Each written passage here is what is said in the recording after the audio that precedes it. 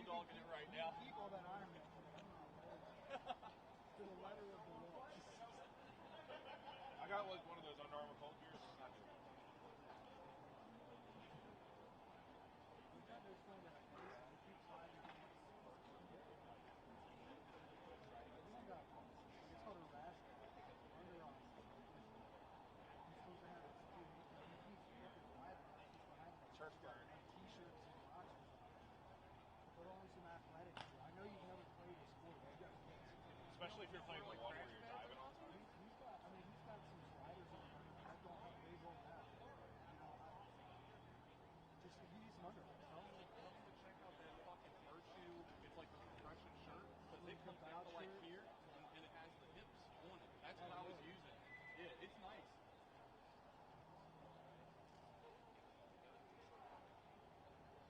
Yeah.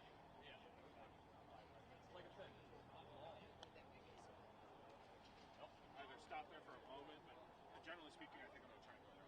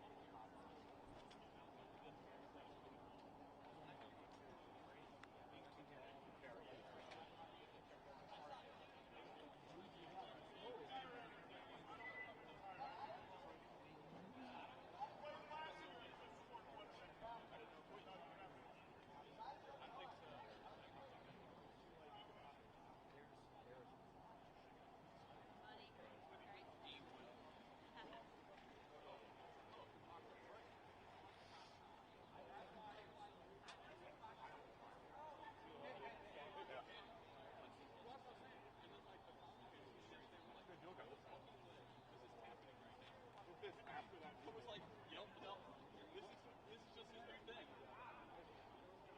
But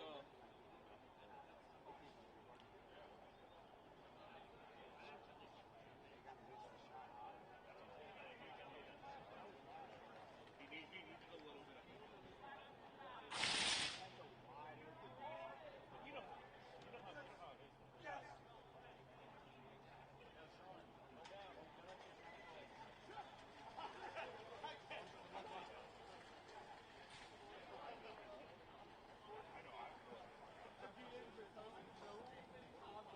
he just like, yo. So, by the way, you see that? Can we get an accommodation where he's allowed to have a radar? Somebody put a whistle on that kid. Oh no. Got that all the way to the corner. That's the plan. It's fucking tough. That is the plan. Oh, dude, I'm gonna get Billy to it. Look, you start right here, and they say as long as it's forward compression, you just lay across the line. I'm in it. The other. Give me 5 first. The other thing Kill confirmed. Kill confirmed. Kill tackle. Y'all are dumb. I only need 5 shots. Yeah, I don't know why you guys are carrying all these pods and shit. It only takes 5 balls.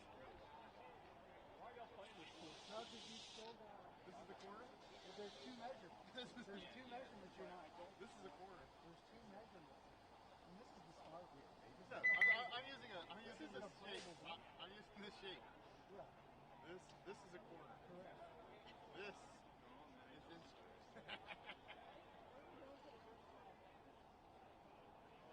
JV kind of called it. We're going to go ahead and run this late.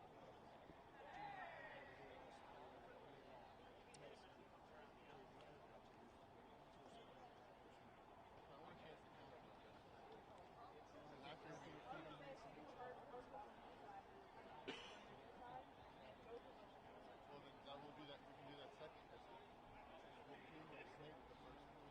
So they think we're gonna. They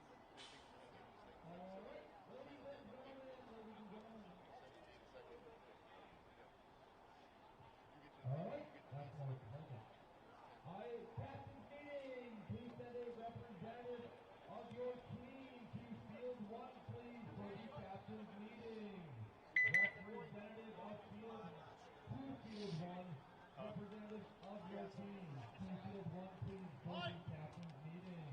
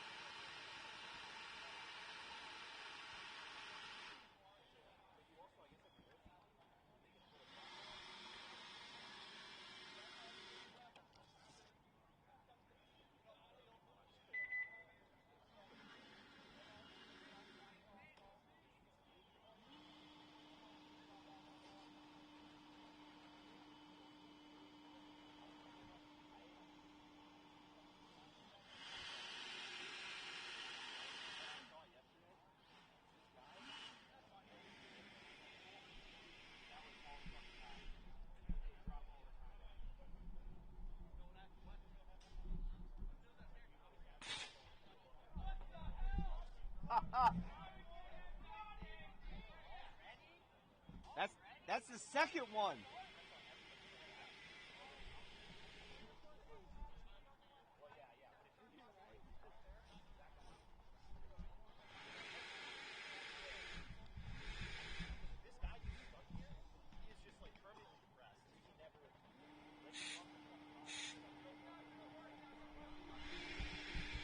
That's what I'm saying. I don't need them hitting. See me. I'm on YouTube now. I just tried that, so we're gonna see how that goes this event. Oh, you streaming on YouTube? Yeah, I just set it up this morning, so we'll see. Because it's a lot of the old people don't know how to get into Twitch. I've never really watched it. I've always watched everything on YouTube. So that's why I'm like, well, I mean, it's just like you gotta download an app, you gotta do this. Or YouTube, you literally just go to youtube.com, and or you send them the link and they can open it right up on like anything. More people have YouTube than they do. So we'll see. I mean, we don't get anything from YouTube, at least not yet. But we'll see. But I figure it doesn't hurt. I'm gonna see if it hurts anything. I'm doing it all on YouTube. So so we're doing Twitch and YouTube. I'll keep it.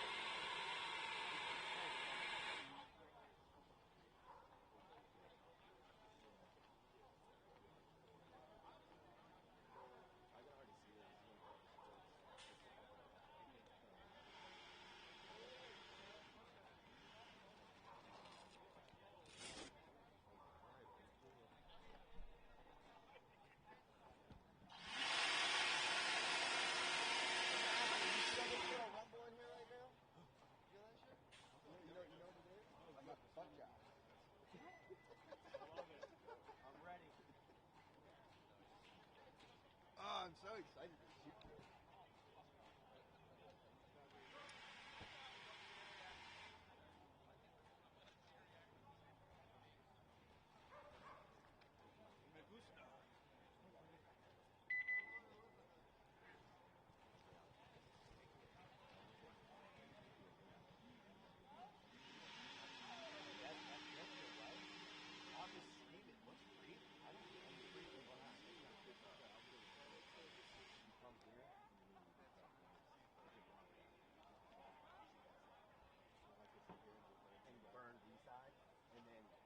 Shooting that fills out to the D side.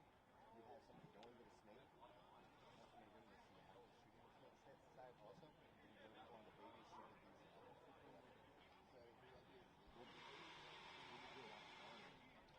I'll do it later to fill up. I'll probably do it later.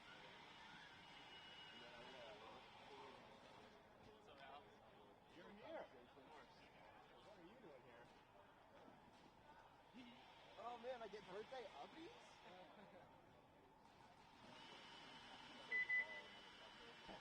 That's not what you call going, dog.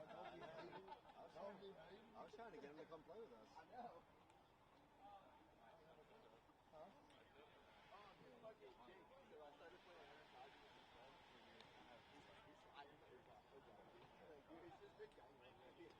The first point's gonna tell us everything. You know?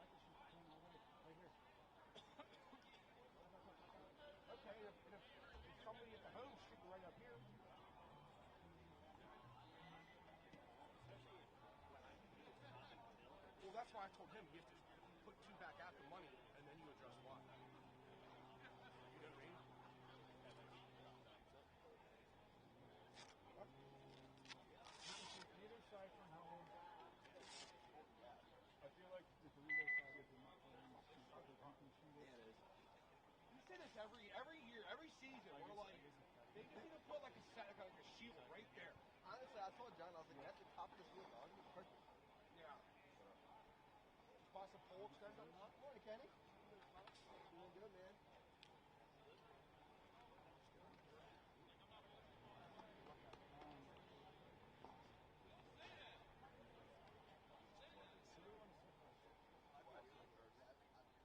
I always like sitting the first point. Well, it's every up for like the whole first two matches. Why do you think I'm literally standing right there? You're staying on that side.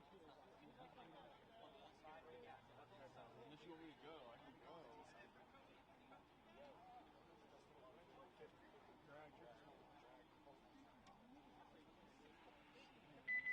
Stop the guy. Yeah, you're short, so that's what I want you to do. I want you to come off the bar. And you put the first two inside the right knee. I'm sending Patty over there. Put Patty deep. Send him wide. All right, you got me at home. Yeah.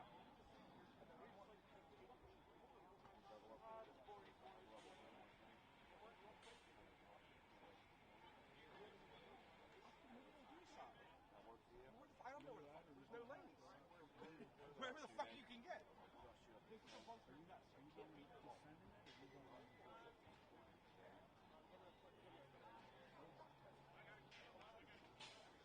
That way I can kind of see what's going on. Coming off the box. Real quick. See that one?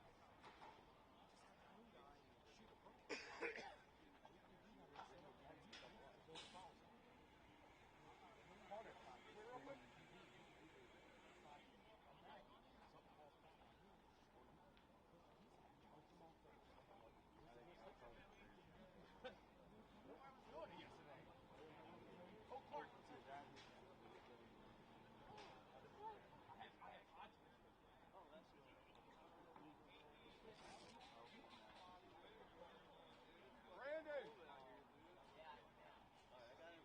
Brandon! What's up, buddy? Not the yellow goal one. The camo one? Yeah. Yeah. You coach the day. Secrecy? $500 from your pocket. Need his ID. You can keep going.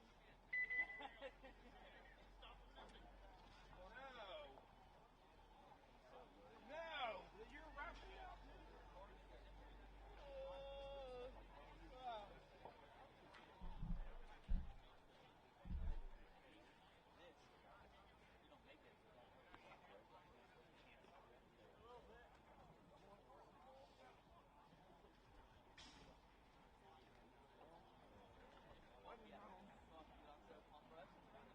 And then you can see he's going wide. And you just kind of lift it and move it wide. And then this is what the other player's going to be, so you know what's going on. Russell's going to be shooting this, obviously. I'll have Jerry P. He's going to come on. Money, and we're next. He'll be shooting like kind of like a bar slash or like this all the time.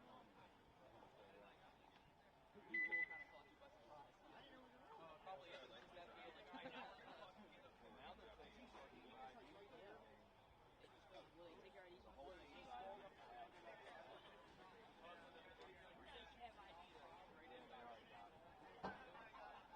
Dorito, I think they were going outside on the back line.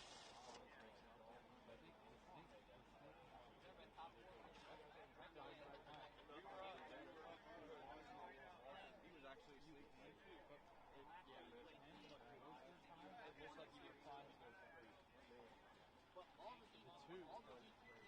I had my fucking outstanding piece of cake. $18 for That guy. That means that it's 30 cents a year. Yeah. I don't know if you're going to fit them all, but you're going to eat them. unless they drop a Where it is beautiful is ball. here. Look, where it is here.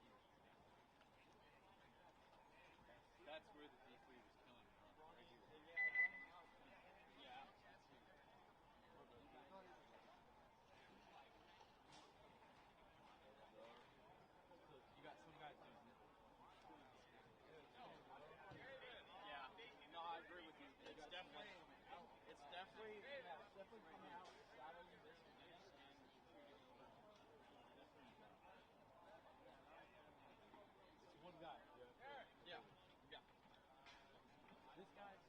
somebody's putting balls over there, you're fine.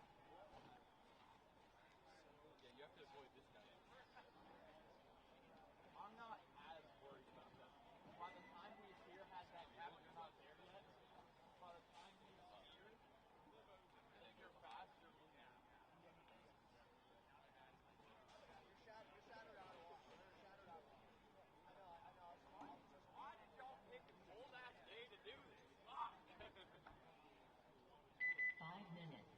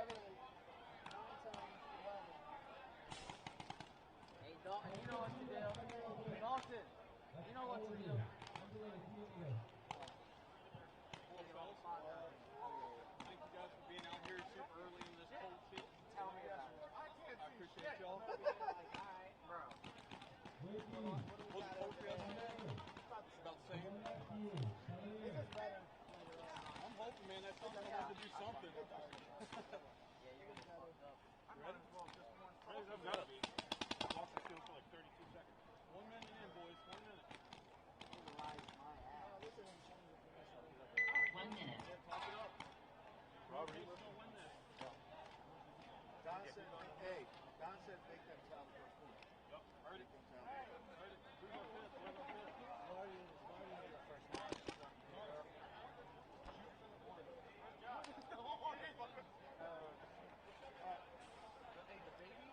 The baby is a small milk. The young baby is half money. Got out. Small. Oh, small fucking Dorito. 30 seconds.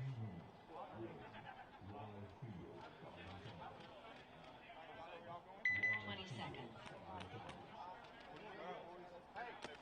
Good morning. Let's run it back, baby. Welcome, welcome, welcome. We are here at the second leg of the NRXL Killsquad Open live from NR Paintball in 7 Maryland. Good to be here with you. Starting things off with Murdermore Inc. going up against Carolina Rage. Carolina Rage making the trip all the way from South Carolina. Happy to have them here. Mix and match jerseys, so it may just be a group of fellas or ladies that want to get together and mess around, throw their hat in the ring. Either way, cool to see them here. Murdermore Inc. returning from some D4 success last year. Going to run it back again with a good amount of the same folks that they had last year. As Body gets into the snake all the way down to their side. You can tell they definitely watched some film yesterday. He's going to get a shot in on the 50 Dorito brick. Makes it a 4-on-4. Body wrapping to the inside now. May be able to get a shot on that Dorito 2.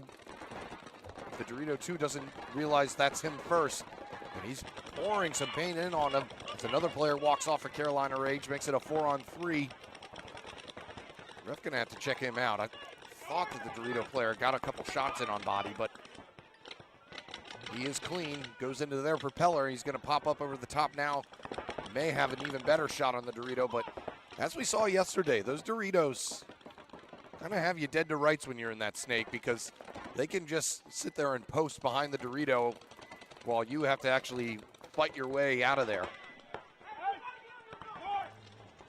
So 4-on-3, Carolina Rage tightening up. Got a pretty good spread here, and expecting the Carolina Rage player in the carbon stand-up bunker here to maybe make a move and come dig Body out. Even if he throws his body away, at least he'll get rid of the snake. Body does have a player in the snake with him, backing him up and giving him support. Body's trying to win the battle with this Dorito 2.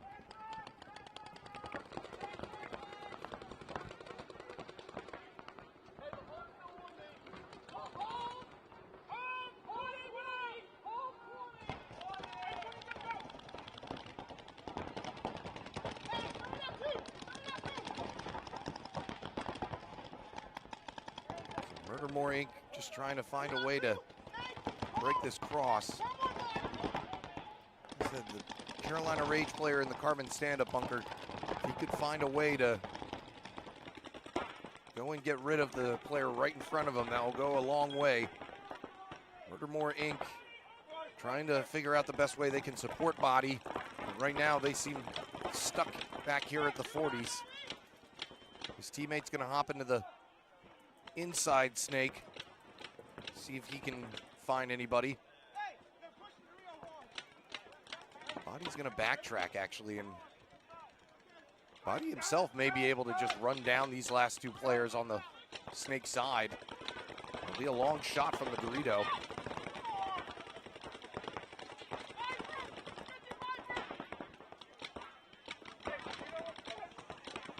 I believe that's Justin Clark behind Body, supporting him here in the snake.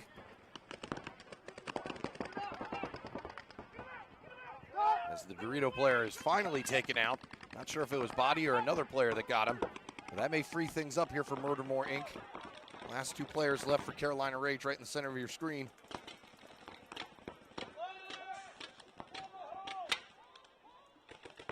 Home gets taken out. And we should see a concession here from Carolina Rage, but they're taking their time at hitting the button. And that first point killed off a lot of time. So what's going on? Oh yeah, we have the Field 2 stream. The link should be within the account. Field 2 is not ready yet. Okay, yeah, Field 2 is not ready yet, I've been told. But they are working on that. Get that going for you as soon as we can. But we are on YouTube this morning.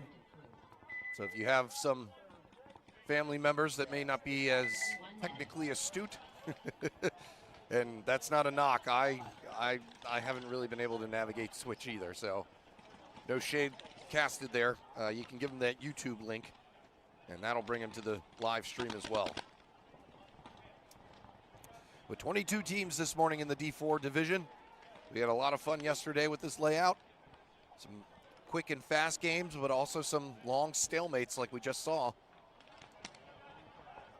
I'm sure most of these players were watching that stream yesterday, trying to figure out where the advantages can be found. There's shooters taking first place over regulators, Punish them taking third. And a long day that was made longer by some internet outages.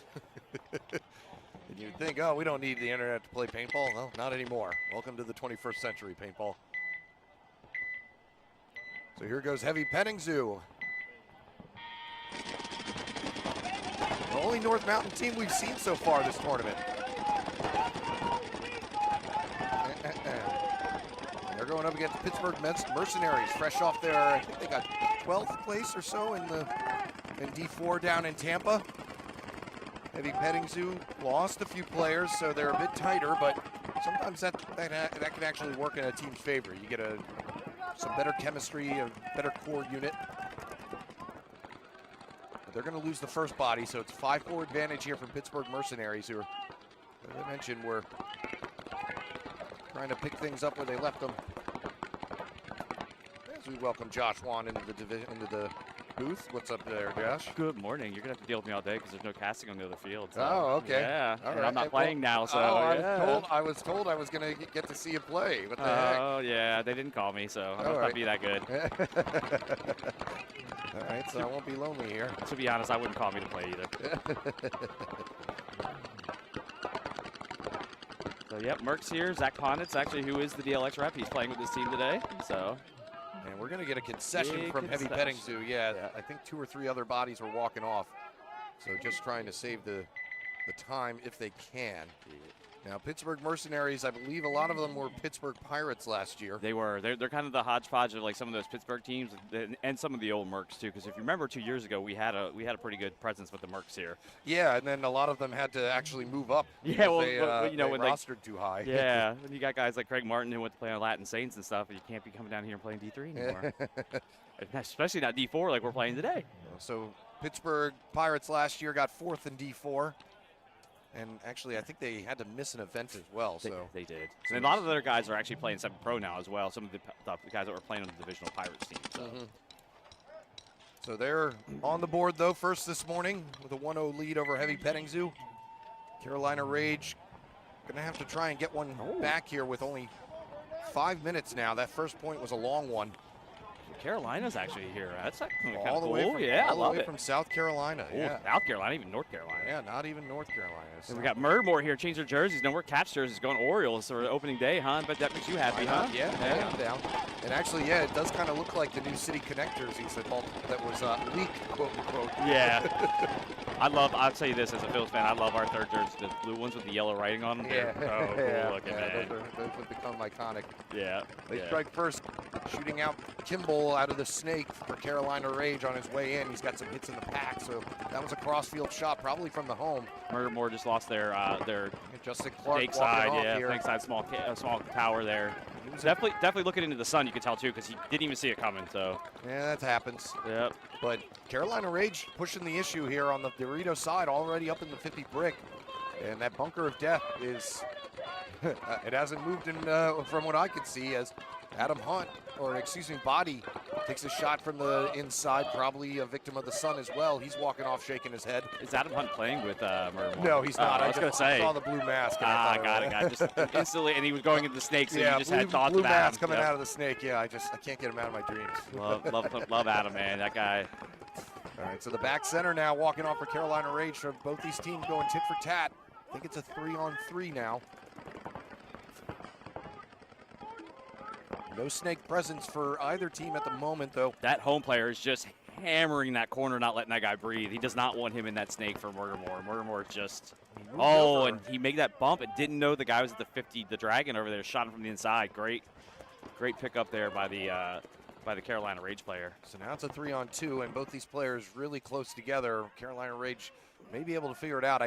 Don't think either of them saw the player go into the wedge, so this 50 brick player wants to be careful. You need to check off that wedge before you go to the next level on the other side. They've got a good cross here too with that Dorito. That D1 over there is kind of looking cross. Look at this. There's a powwow now. Yeah, it is. They had a meeting. They called it to order. They read the minutes and then they said, "Let's go." Hey, how you doing? Oh, I'm all right. Yeah. They did the Carolina Rage secret handshake and then. Yeah, I think the problem is right now they know the body count, but they can't find that fifth body, and I think it's that wedge player. Yeah. And they're not exactly sure where he went. How quiet can he be, you know? Yeah. Well, he's just staying disciplined, staying posted. That's right. It'd be a real easy way to run down, but if they don't know he's there, so it may be up to the snake player here. Here we go. They're going to start probing now. Yeah, he knows he's in the Dorito. They just don't know where that other body is. They probably have the count pretty well. A nice little one to shoot out the wedge player. He had no idea he was there, but a quick wrap shot got him. And now the Rage player just going to bunker out the last and gave a little extra there on the way out, too. There was a little extra there to the mask. I like it. You see Andy D'Souza used to play with Wasted Potential, so they do have a little bit of a local spice to things. So maybe just some players coming from out of town. Got a lot more media here. John H. is down there taking pictures. One of my fellow VM guys down there. I'd love seeing more media guys here, man. It's awesome. Yeah, a lot of D3 players also kind of second as photographers. Can't get themselves enough paintball. Yeah, exactly. You know, hey, when you absolutely feel like you need to be punished on the field and can't shoot back, go be a photographer. I am not phonetically gifted enough to be a photographer. Shout out to all my media guys out there. There's tons of them, you know, between you know, Stretch and Shelda and all those guys. I mean, those guys, they run hard when they go to those events. And they make everybody look good, man. Those pictures are just amazing. You remember back in the day, it was only like skirmish. You'd have to go to skirmish's booth to go there and just buy the whole package. Yeah, like you went to the photo booth. Now you can look at it in real time. I got DC Golfer 45. I don't know who that is. Somebody's shot me out. I don't know. Secret admirer. I know King Beal, though, so I don't know why he's not here hanging out watching. Anthony D'Amico taking the snake off the break, trying to get aggressive here to spark some momentum for Heavy Petting Zoo. They know they're going to have to bring their best to beat a team like Pittsburgh Mercenaries. Takes a bounce to the inside, is clean, called clean, looking to try and get to the next level. I don't like this double in the home up like this, specifically against a team like Mercs that are going to push the issue. Well, they're out of there now, and D'Amico goes into the next knuckle. I'd like to see him do that a little bit faster. He almost gets taken out. Playing way too freaking high right now. He's going to get clipped by D'Amico if he figures out he's in that. Oh, never mind. Now D'Amico trying to wrap and taking a little bit too long, so the Carbon stand-up player was able to see him. Barber moving down as Danielle Ziobrin gets shot out of the home, and then they lose their Dorito player and John Brown, and now and I believe that's Pope, who was the last player left for Heavy Petting Zoo, getting mopped up. Mercs are coming out here with a statement. They're saying, hey, we're here to play. Well, they had a good showing down in Tampa.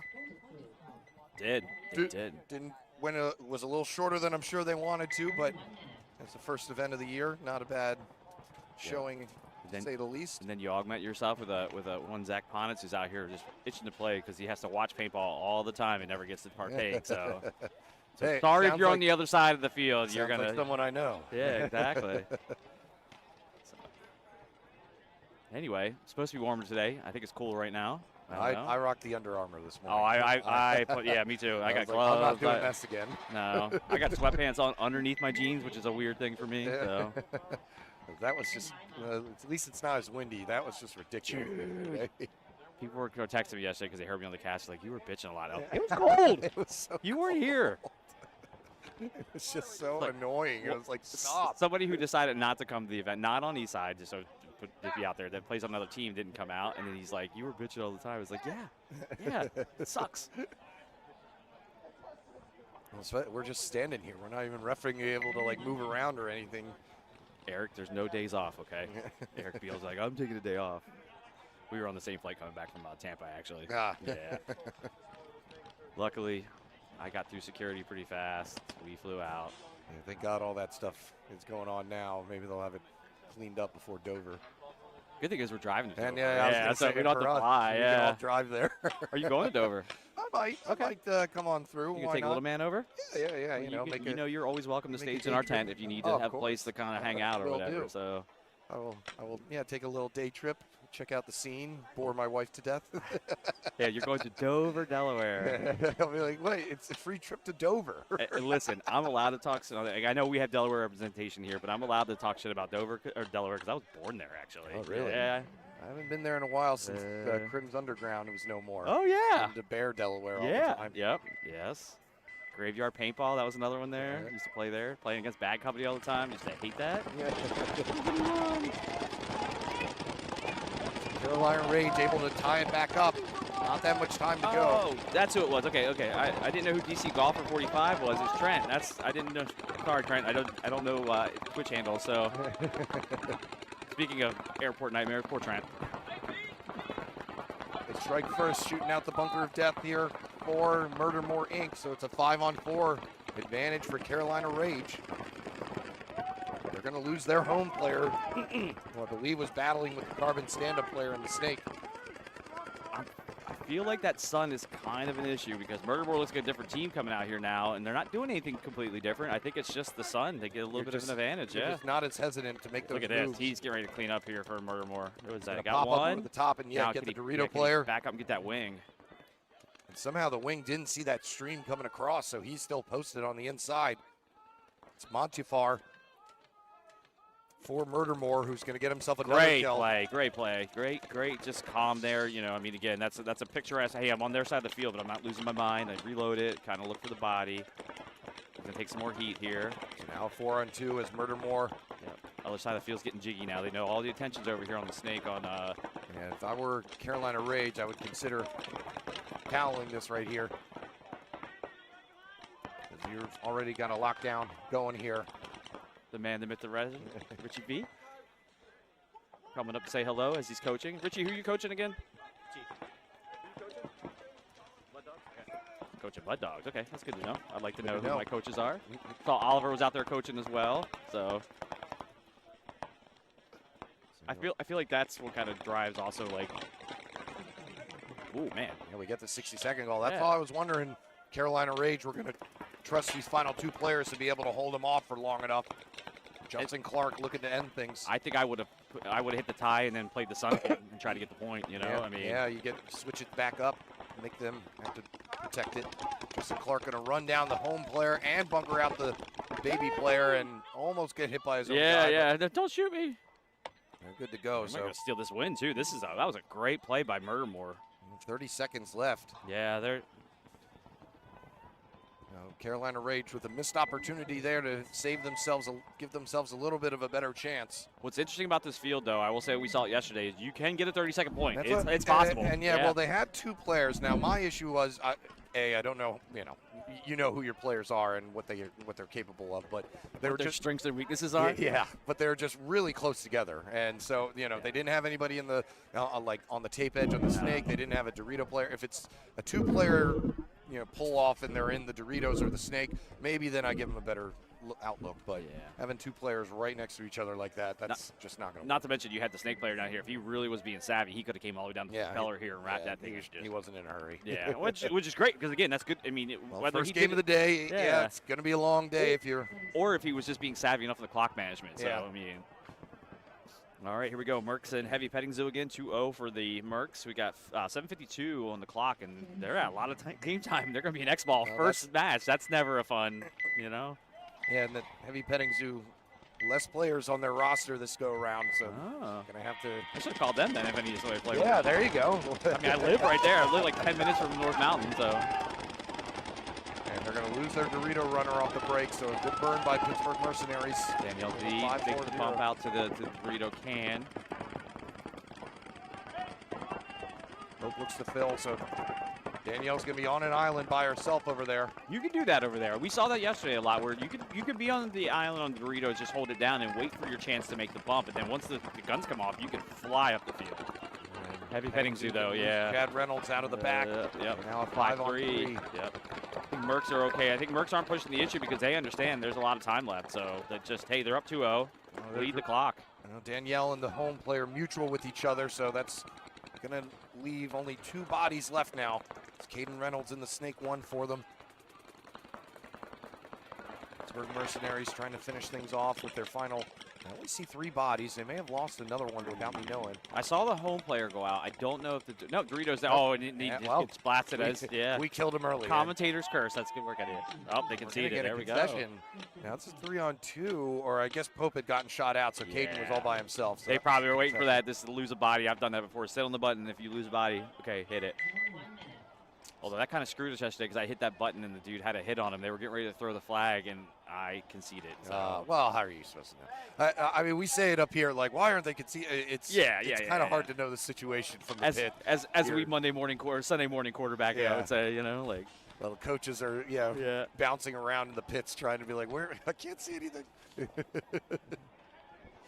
Poor Trent, 8 hours in TSA. Could you imagine? I feel like that's like the 3rd layer of hell. We almost had set up a trip in May to go down and see my in-laws in Florida, and I was like, well, thank God we didn't, because I'm not waiting in a 6-hour line with a 2-year-old. I don't blame you. I will shoot everybody in the airport. Yeah. Dude, when we went on a trip to Cali, the greatest thing ever was my wife and I both had pre-check-in. It was awesome. Well, that's not even there, and you can't even do that now. It depends where you are, because going through Dulles and Tampa, I was fine. I did. I think that I don't think they have the personnel anymore. No, they don't. They don't. So, and again, I got inside baseball because this is interesting here. Carolina Rage really pushing the center. They run up to the death stick and sent 2 to the big wedge off the break. Yeah, their center player in the juice box got bounced too going in. They were just hammering. And now he goes up to the 50 brick and he gets taken out. Leaves only 1 guy left here for Carolina Rage, just poking and prodding. He's in the snake on their side. Murdermore have no idea about it. They're not looking at him. He's shooting at the baby. He's shooting at the carbon stand-up, and they finally do get him. Good. Nobody was looking this way. That was probably a little close for the Murdermore car crash over there. So a good first match there between 2 teams. Murdermore is all pumped up. Here we go. Replay. I got some replay going. Yeah, little ring around the rosy on the carbon. Just moseying on down, and nobody is looking this way. He had a chance. Well, there was a weird thing going on where nobody was shooting for a second. Did you notice that? Yeah, like they all were in trying their bunkers. To figure out what was going on. Yeah, and like that's why I threw the guy off too, because you're used to hearing the guns and you run toward the sound of the gun. Right? Well, he got a little bit of tunnel vision, I think, because he had the home dead to rights as well, because he was looking Dorito side too. Imagine that tunnel vision. That never happens to a D3 player. Yeah, D4. D4, that's right, or D4 today, that's right. But still, it doesn't happen to the D4 players either, right? Yeah, you can just, sometimes you can see it. So now, Heavy Petting Zoo and Pittsburgh Mercenaries in Xball. Heavy Petting Zoo in need of a spark here. Let's see who we got out there. Pope, Danielle Z. Reynolds. Yep, who else? I can't see who's on the other side over there, but we'll see what they can do. I mean, they got to make the move, so. And sadly, they're running into the sun, too, which sucks. Down 3-0 now. 6:44 left on the clock. Going to break out to the Dorito corner, made it cleanly. Good spread here, but Pittsburgh Mercenaries in the snake already and looking to force the issue. Oh, yeah. Who is that in the snake? I can't tell. Get their first death out of Danielle Ziobrin, but another player walking on for Pittsburgh Mercenaries and the backup snake player, so Caden Reynolds can win this snake battle. May be able to open things up for the rest of his squad. Another player walking off in Marinello for Mercenaries. Yeah, Brandon. And Reynolds does not win the snake battle. He takes one with him out of the center. So now it's a 3-on-2, but Heavy Petting Zoo have no idea that the snake is this close, and they finally do recognize it, and they get a shot in over the top. So some good team coordination there, and they get the final kill on the Dorito side as well. So Heavy Petting Zoo not going away quietly. Joe Peach, he had the right idea moving forward or backwards, but just when he broke that area, that he could see right over that beam, so he got the shot on the pack there. So we saw a lot of teams, snake guys, learning towards the end. They don't go into the other team's brick in the snake. They stop at that mini cake just because the angle is a little bit more forgiving. Well, you also if they're pushing the Dorito side, which we saw a lot of times where like one side would go, like one side would have one side pushed, the other side would have the other side pushed. When you're in that center, you can't see from that Dragon 50 if you're in that little cake there. So it's very well protected. It's just a weird feeling because you don't feel like you're protected because you're in. You're like, I'm in their kitchen. I'm going to be the aggressor. I'm standing on top of the mountain right now. There's not a whole lot of things around me, but there's a couple spots in this field like that. The can in the inside or the tower on the inside of the snake. Well, we can show you on the breakout app here down at the bottom of your screen. Let me take my gloves off so I can see what I'm doing here. So I forgot my stylus. That's okay. This bunker right here, if you see, I'm circling them. That bunker is actually very well protected. You feel like you're kind of out in the middle, but you drop to a knee, no one can see you, and you can actually shoot. You can shoot up. You can shoot the mirror across here and kind of control the snake too, because there's plenty of snake shots there. So, like he was crawling all the way up to here, and so both players were able to just get the angles on him, and I don't care how low you can get. Eventually, a ball is going to hit you. Yeah. So that's why a lot of teams were at the end opting to just stop here. Using the protection of all this junk in the middle. Yep. You know what happens when you don't get protected? And I've always wanted to do this. Is this? Hang on. Sad. Boom! Right there. So that's the breakout app. If you didn't hear us talking about it yesterday, Matt Foreman is here, giving some other people access to it as it's in beta testing, but will be launched before Dover. So Mud Dogs are using it because I know Richie V, who's here, was coaching them. He's using the app as well because he was introduced and we were using it for practice. Less paperwork carrying around for a lot of the coaches. They much appreciate. The other thing you can do is you can really capture what happened. I mean, just watching him flick through stuff, I was like, oh my God, this is going to make things even more easier for players on the field. Well, as a guy who's in the pits a lot with the pros, like analytics are becoming the new norm. Like if you ever had a chance to sit there and talk to Ryan Gray from Russian Legion, oh my goodness, man. That guy, you want to talk about way ahead of the curve? That guy's got analytics that would make your head spin, man. It just goes all going to the nth degree now, and just it's troubling. It's jarring. Why is it troubling? Well, I like not troubling. It, man. Jarring is the word I was. Just because I'm just not used to it. I'm so used to. I'm used to we're calling plays in the start box. You were that guy. You were that guy changing the play on the box. I'm like, you know what? I'm actually going to go here and really screw up everything. We all had that teammate. Like, get to the box, either goes, where am I going? The same place you were going all day, okay? Yeah, much to the frustration of our team leadership. I used to do a little change-up all the time. I think that's kind of what's happening, too, is you got teams that are kind of professionalizing, like really kind of getting into all this, and then you got teams that are still kind of the, hey, let's just wing it. Let's just go. I'm going with my gut. Yeah. The sad thing is I think it's probably about 50-50 who wins there. The guys that wing it and the guys that are, like, super analytical, logical. And that's where, I kind of you do question how much are you looking into the numbers and stuff. But that's in every sport nowadays. Yeah. All right, so 5 alive as D'Amico back into the snake again. Mercs may lose 2 here. Oh, no, Queen. They get the first kill, though, out of that back center. Makes it a 5-on-4. But they're going to lose their snake support players. Reynolds moves over to support D'Amico. He's creeping and crawling down the snake, not going as aggressive this time. Heavy Petting Zoo's got the D3, though, so they're pushed up, and they've got the snake. So even though they've lost 2 bodies, they're in very good position, although Mercs just take the snake there. They lose their Dorito player, so now it's a straight 3-on-3. Is that Zach Ponitz there in the snake? I think it is. And the new Lux Air just ripping. Heavy Petting Zoo up in the snake brick, and he gets a kill across the way on the carbon stand-up. 3-on-2 now. Zach's got to look cross field, see if he can pick up this. Oh, and Zach gets clipped from the snake. That 50 brick, man, they learned if you get up there.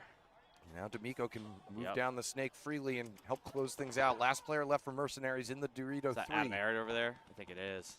Good to see Adam out here playing. He played in Tampa. And D'Amico's going to make short work of him, finish things off to bring this within 1 point. So good response here from Heavy Petting Zoo with 4.5 minutes left to go. Mercenaries may have been thinking mercy rule. I thought third so. Point. And Mercs thinking I thought it was. I was and like, man, all of a sudden now they're in a ball game, and that can be tough. And they're in Xball. So. Yeah, when you think like, hey, we've got this already locked up, you're thinking about the next match already and everything. And I think about what I'm having for lunch. Yeah. Then all of a sudden, team comes right back in your face.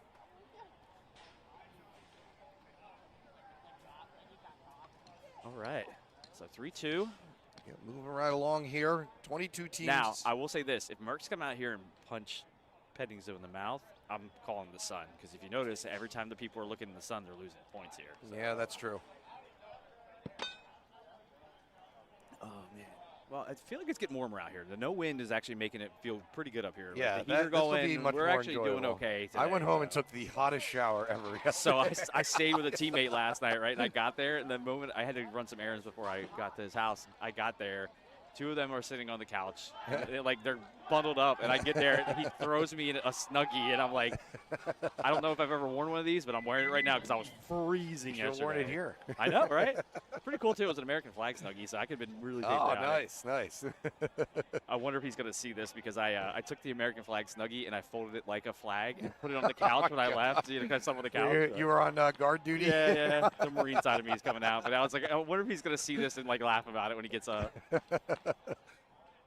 Surprised you were able to do that. Those Snuggies are big. They didn't look great, but it was good enough to like.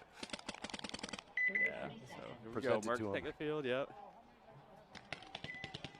And coming up next, we're gonna have, like I said, 22 teams today, 2 fields in operation. Pull up the schedule here. Oof. Coming up next, Whoever head coach 69 here, just calling some plays from the chat saying power mover sitting Caden Reynolds. You know, they need AJ. Connor Reynolds, yeah.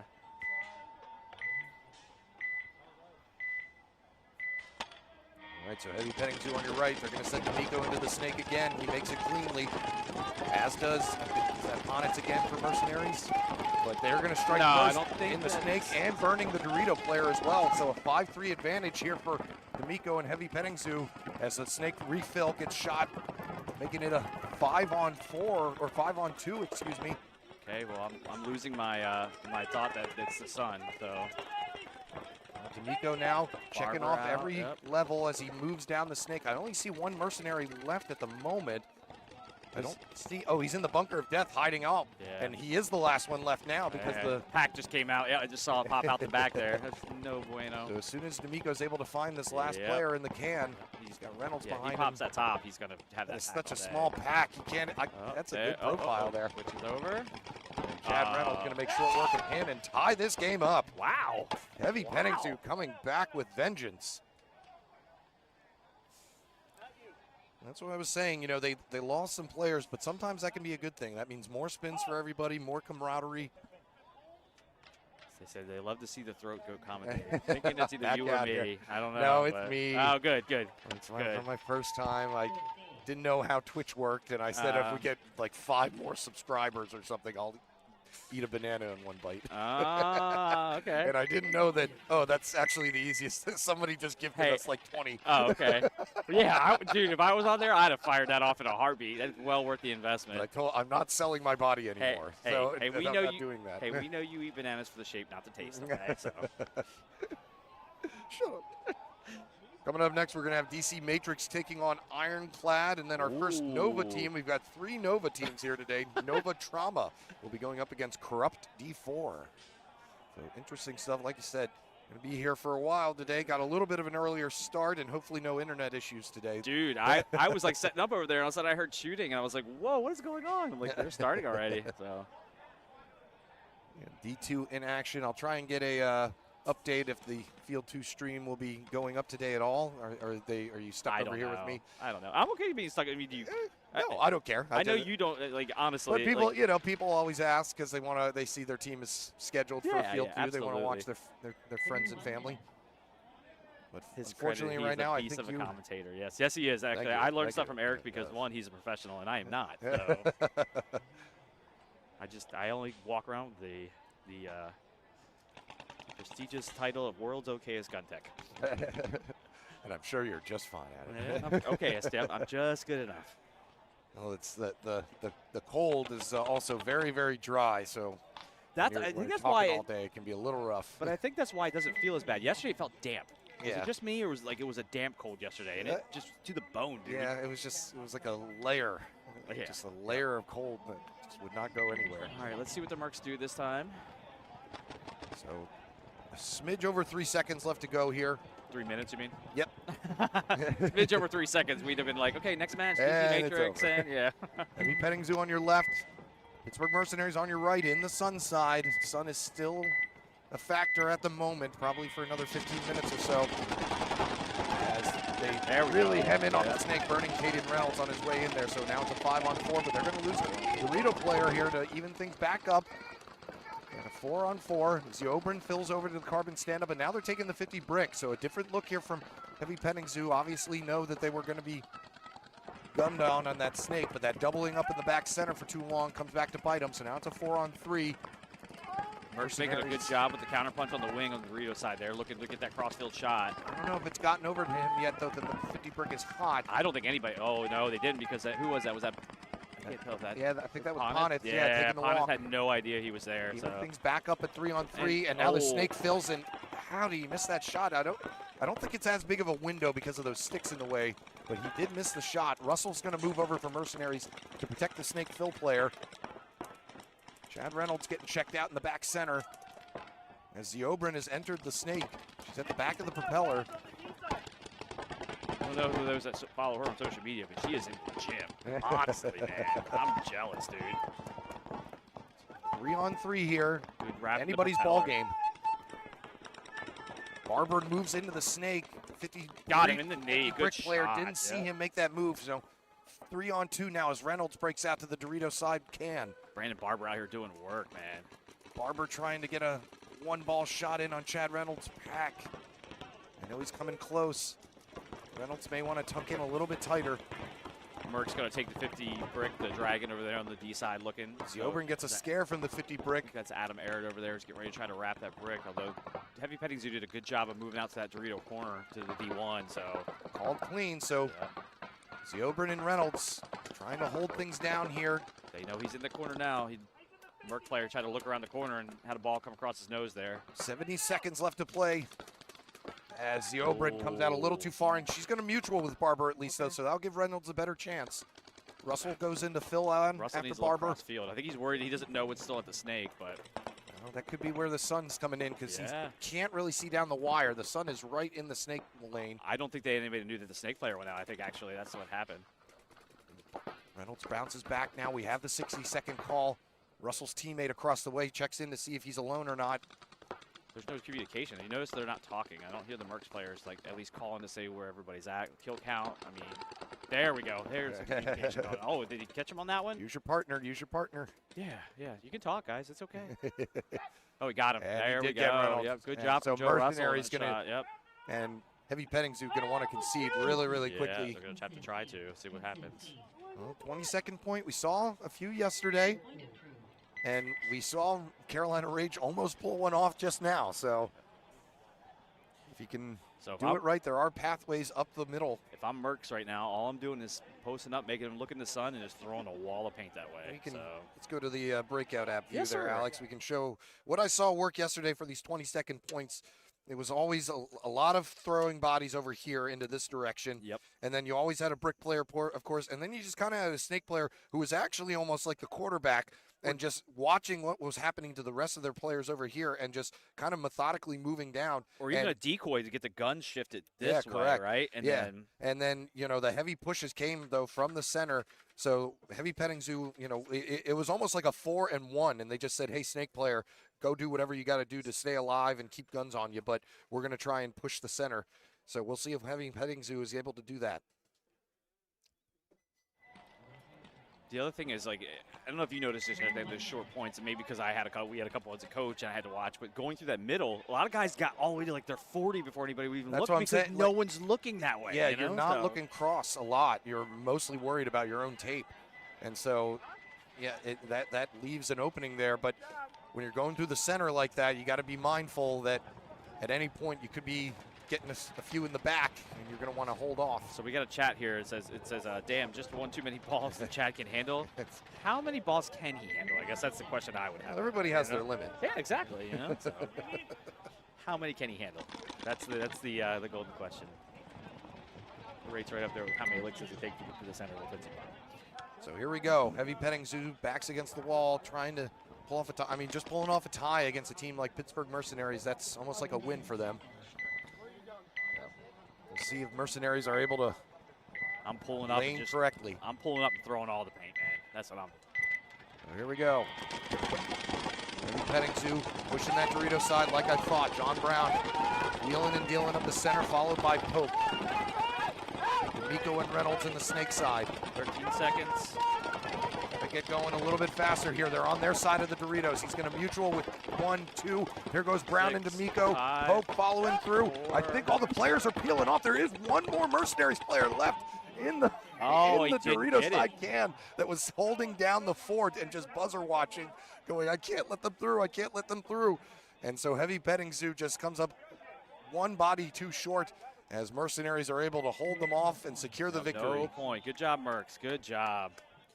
They earned that one. All right, so that is going to do it for our first set of the D4 edition of the 2026 Killsquad Open, live from NR Paintball in Severn, Maryland. Coming back, we'll be having, what am I scheduled to? We'll be seeing DC Matrix take on Ironclad, and then Nova Trauma against Corrupt D4. Back in just a moment. Don't go anywhere.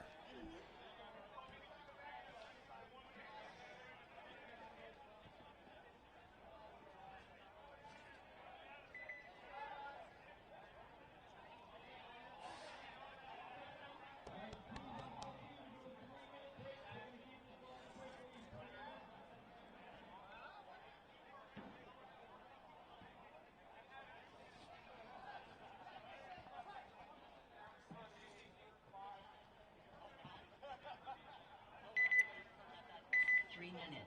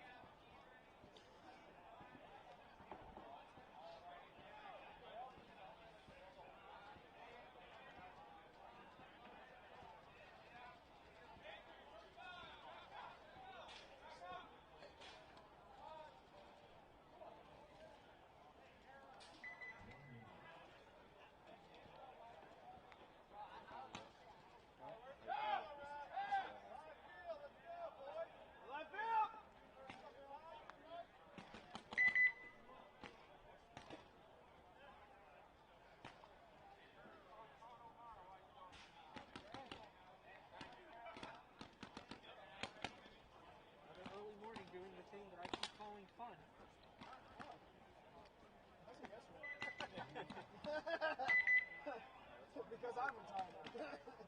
So, you know, we're all just like, here we all are. Yeah. Yeah. A little bit of special. Shit. 1 minute. This is year fucked off in 22. Yep. Dude, I'll be 46 in a few months. Oh, nice. I'm good. Hey, you have any a little bit.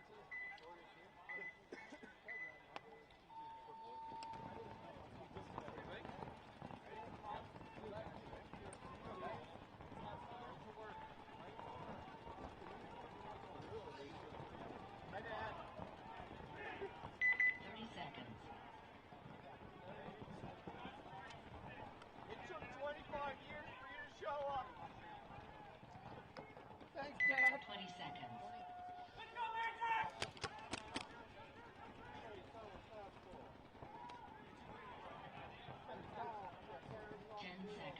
Back in action here. with Ironclad going up against DC Matrix.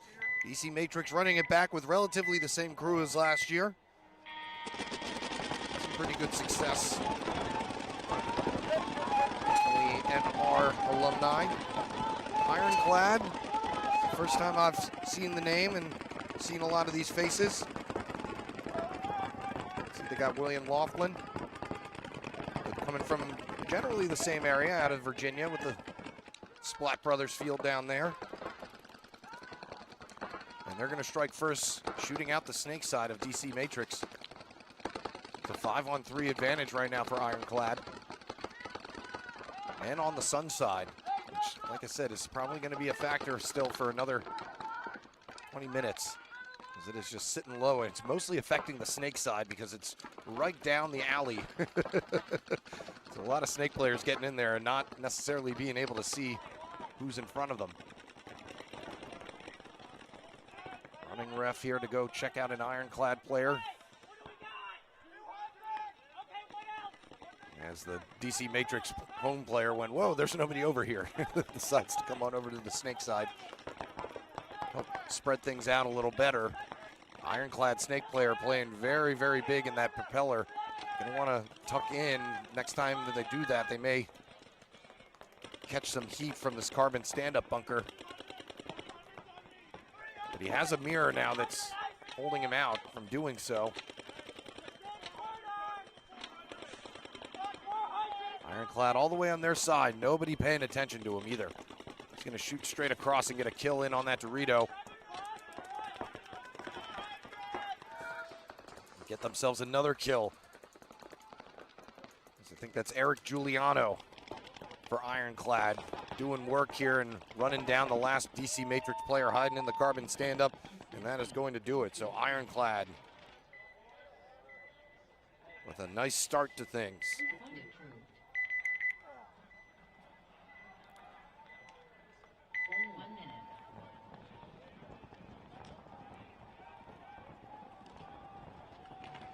Virginia team coming out, putting it on DC Matrix, who I believe play more in the Virginia area themselves. These two teams may know each other. Took Ironclad a little while, but once again, I think that may be more due to the sun more than anything.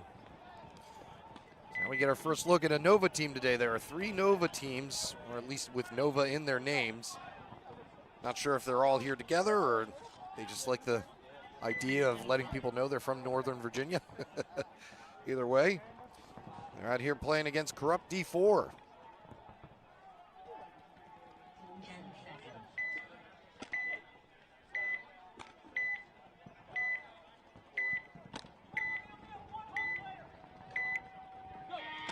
Be on the left side of your screen. Let's see what happens. Corrupt D4 hopping into the snake one off the break. Burning the Dorito side of Nova Trauma. Makes it a 5-4 advantage here. A lot of paint in the air.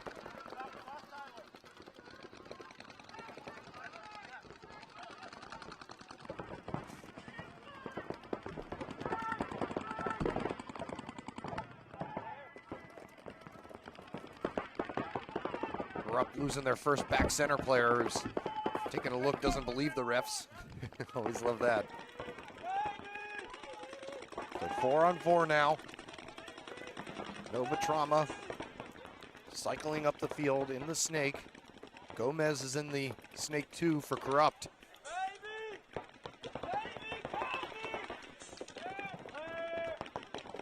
Corrupt D4 coming from the northern side out of New Jersey. They're going to lose another body in the snake support. That's a 4-on-3, but they're forcing more of the issue as the 50 brick is now occupied.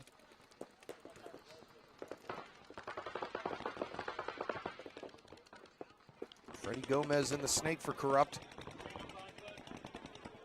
Be going up against Duong for Nova Trauma. Looking on the inside, trying to get a kill out of that big wedge. I think the wedge knows that he's there, though.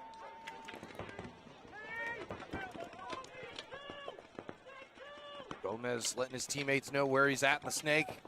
And just like that, Duong takes a shot from the inside, so may have been able to help his teammates key things up. Makes it a 3-on-2 advantage, swinging back to Corrupt D4 now.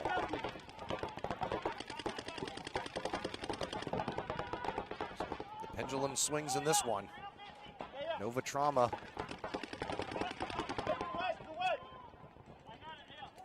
Their heels up against it here.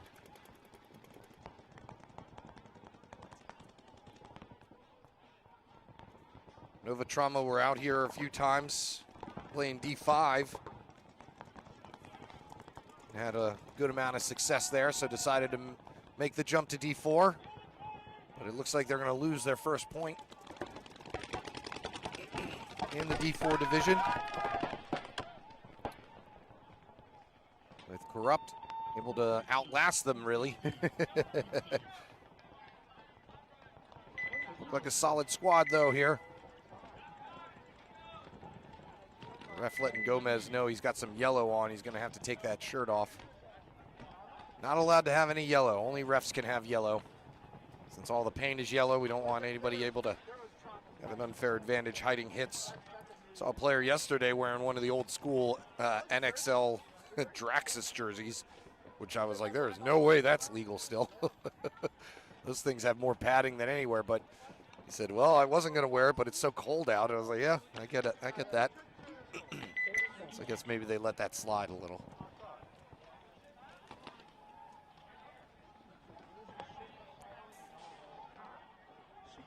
All right, so DC Matrix coming back out. Now on the sun side and down by 1. Ironclad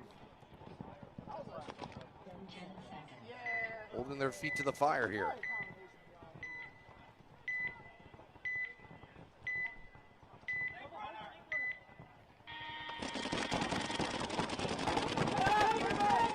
Matrix losing their snake runner again, just not having any success getting in there. So a good burn once again from Ironclad. Snake is not easy to burn. It's, you know, we only saw a handful of people getting burned going in there yesterday.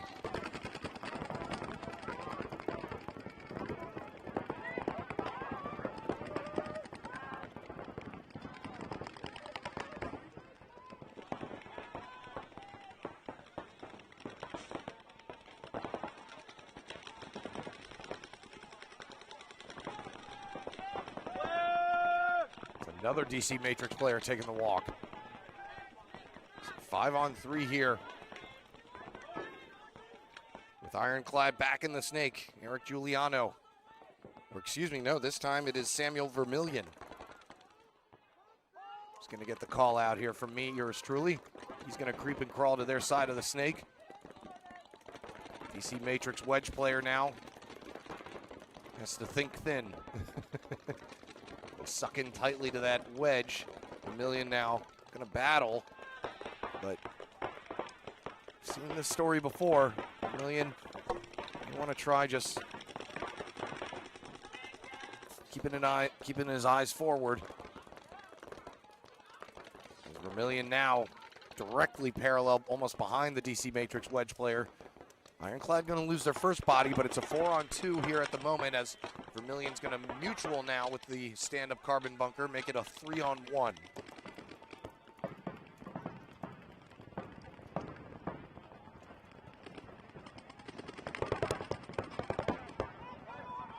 And we're going to get the concession. Yeah, I was about to say, I'm not sure exactly what could be accomplished. We're not in a really prime spot at all to put anything on there. Normally playing out of Pevs, that's what I figured. Thanks for filling me in. Now, are the Nova teams with Nova in their name, are they in the same camp, or are they just kind of friendly with one another? Or is that an official title or an official umbrella? I said, is it just that they like the word Nova being part of their team name, or does that signify anything? We've got 3 of them here this weekend. I know Nova Outcasts. So they had some moderate success last year in the D4 Xball bracket. Be seeing them a little bit later.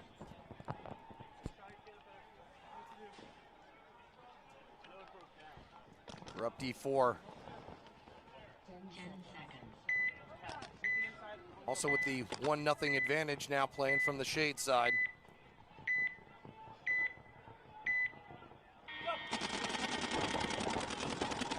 Yep, the Nova Trauma here to try to swing the momentum back in their favor with the suns in their faces. But that snake, like I said, that's really where the sun has been an issue because it's right down the wire. And so you can come out thinking you're well protected, but not see the stream dishing right at you.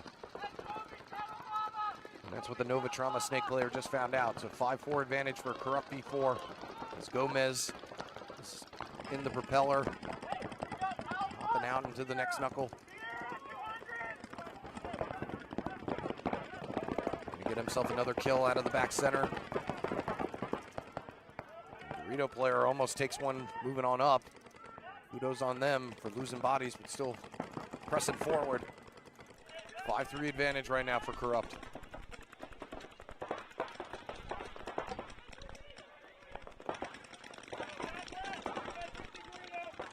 50 brick now occupied.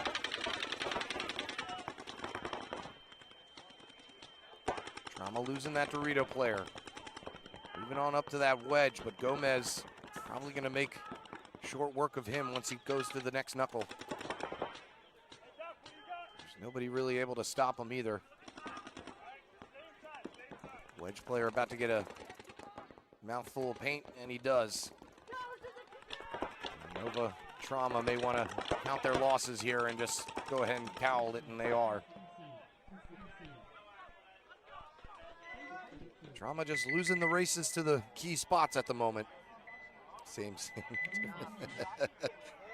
Yeah, I know. Thanks, Eric. I know what Nova means. I've lived in this area all my life. I just didn't know if that meant, like, are they officially, like, under some camp or, you know, some teams have multiple teams. That's what I was meaning. No, I didn't think Nova was some being that was just floating above all of us. All hail Nova. Gotcha. All right. Thank you for filling me in.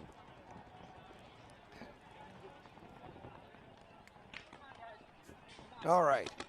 So now that that's settled, got Ironclad here with a 2-0 lead on DC Matrix.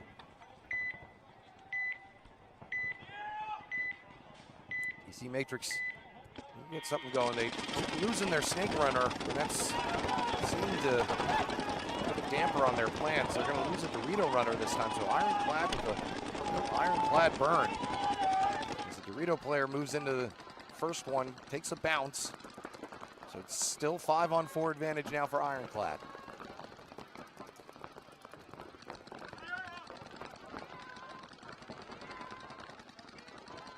But now that Matrix haven't made the snake off the break, they've got two guns right on that lane, on that carbon bunker, trying to keep him out of there, and doing a pretty good job at it. We heard people talk about that can yesterday. It's the bunker of death, but it is kind of an important bunker as long as nobody's moving up the field on you.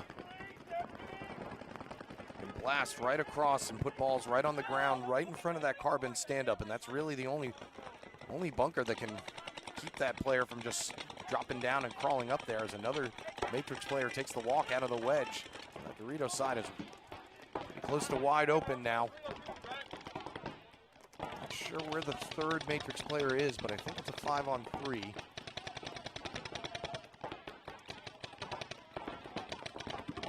Matrix is having a hard time getting going anywhere as their snake player tries to battle his way out of that carbon stand-up and is not able to do so. And we're going to get a succession from DC Matrix. Ironclad not doing anything too fancy. DC Matrix needs Johnny Hunt. He is rostered. I haven't seen him out here yet, but they need some sort of aggression or some offensive success, because right now they just haven't been able to get a firm footing and they're on the verge of getting maxed here.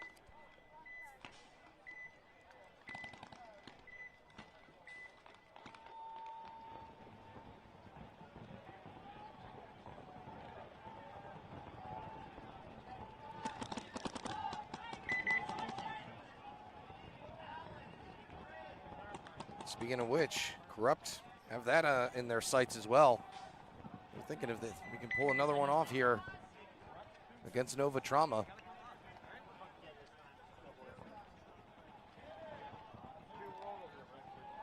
Be a great way to start the tournament as the D4 edition of the 2026 Killsquad Open rolls on.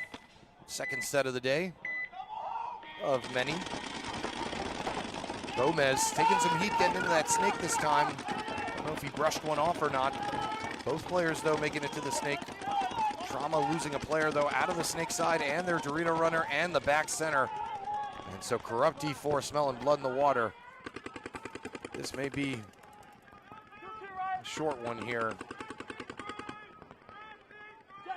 Trauma going to see if maybe their two remaining players can score any quick kills, and they do manage to get Gomez flopping around in that propeller. So the Sun giving a little bit of help probably there as he didn't see his profile hanging out. Snake player takes a bounce, however.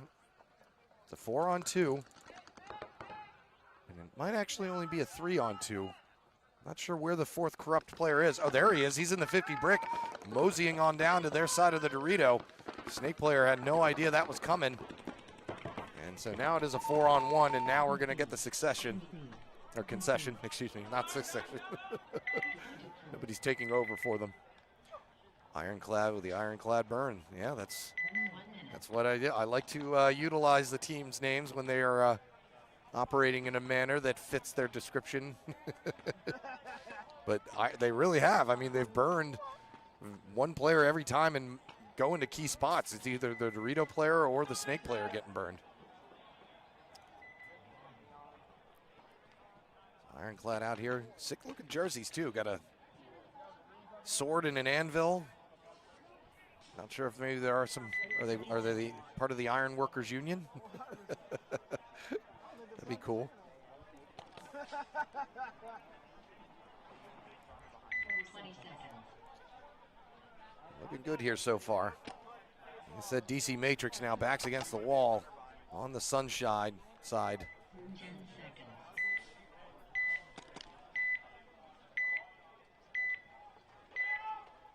See if they can get into any of those key spots early enough. Right now they're really being hemmed in. Managed to burn one themselves, though, out of the back center.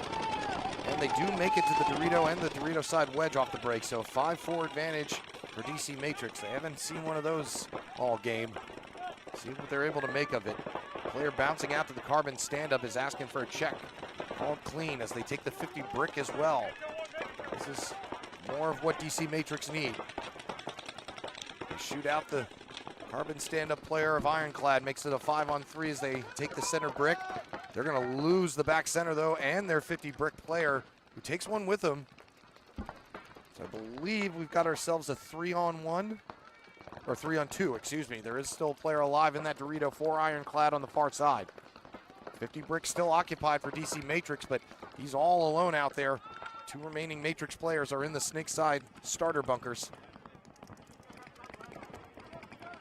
Ironclad, two remaining players doing a good job keeping the comms alive. Sometimes when chaos starts ensuing, you kind of take a wait and see approach, but making sure that they both know that they're there together. I'm watching your back, you watch mine. Ironclad in no hurry. Game settling in now.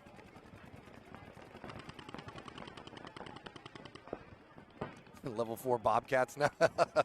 no level 4, no D4 forklift drivers either. Well, I'm sure they're out here.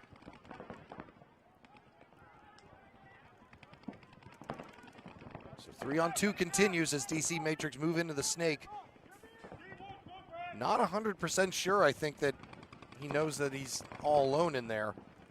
He's acting as if he may potentially have a mirror, and that could be because he doesn't know if that carbon stand-up is going to just go down. He's going to run all the way down before anybody gets at him. He bunkers out the carbon stand-up player and shoots the Dorito player before getting himself hit. So an excellent move there by the DC Matrix Snake player to mop up those final two and get them on the board. Still a good amount of time left, 2.5 minutes to go. So they're going to have at least one super quick one.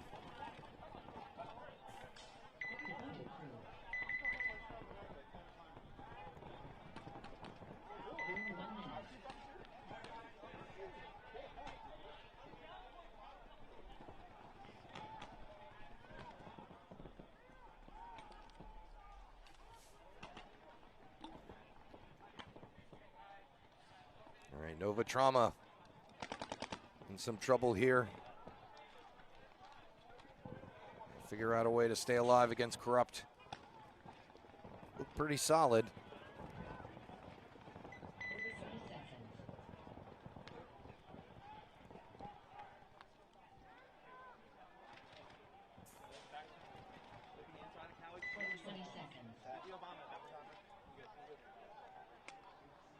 We're going to have our first max of the day, but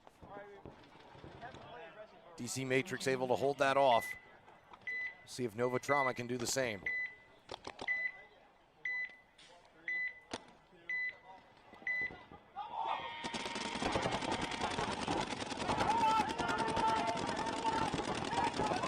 That'll help matters as well, burning their snake runner. So now it's a 5-on-4. As Gomez is not able to make it into the snake this go around.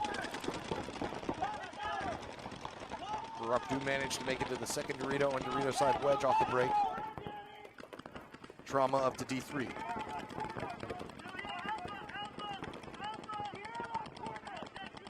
Trauma snake player catching a scare as they move to the next level of the propeller. Corrupt just dropping down to the belly and crawling on up into the snake one. Nova Trauma player, though, catching one from the inside. I think that was from the D3 or that Dorito side wedge. Even back up now at 4-on-4. Trauma player tried making it to that 50 brick. Never really looked too confident doing so, though. Felt a little hurried. So now it's a 4-on-3. Trauma in some trouble here as they're going to lose another player out of the center brick. And I think the 50 brick is occupied by Corrupt over on the D side now. That's a 4-on-2. Last two remaining Trauma players trying to keep this match alive. In the back center and in the carbon stand up behind the snake.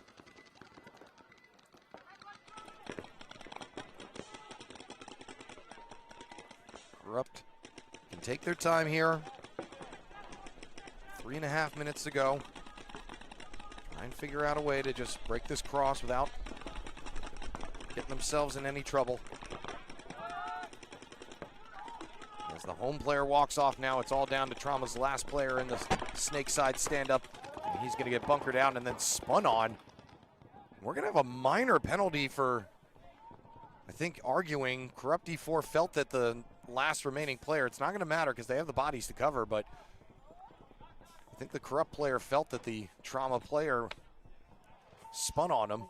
And so he did a little pointing and yelling, which can be difficult to not do. Because you do feel as if you've been wronged when it happens, but gotta have that discipline to just walk off the field and trust the refs to do the right thing. We saw a couple teams, one team in particular, get a few too many talking after getting hit penalties yesterday for arguing. One player was shown the door early even.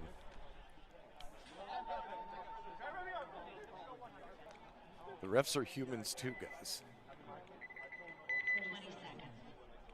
Everybody love everybody. On field two. Well, Dan was just up here. No field two stream today. Just don't think it's working. So call it growing pains at the beginning of the year. They'll get it figured out. So you're stuck with me for now. It's Ironclad trying to make it out to that snake side stand-up. Going to get burned in the side of the face. So nice effort there by DC Matrix. They're going to lose their Dorito corner player early, though. So 4-on-4 now. Giuliano for Ironclad trying to make it out to the snake side again. Ironclad now pushing up on the Doritos. Pretty much evenly matched across the board for both teams. But it's DC Matrix getting in the snake first. Ironclad look to match, and they do. Come out wide down the wire. DC Matrix snake player inside the propeller. Ironclad's at the back of it.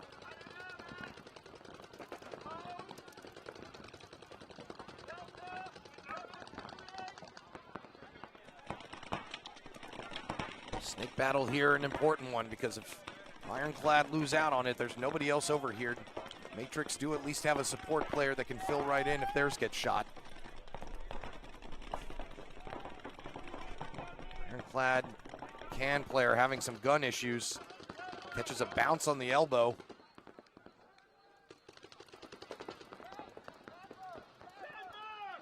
As Matrix Snake player hops down, catches one from that can, who seems to have gotten enough balls out to get that shot, and now he goes right back to working on his gun. And a pop shot by the Ironclad Snake player gets another one out. DC Matrix now in some trouble.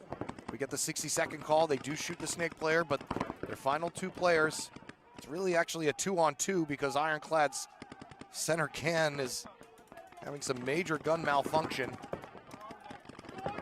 He's going to have to ask for some help from the home before he gets shot, but he gets killed.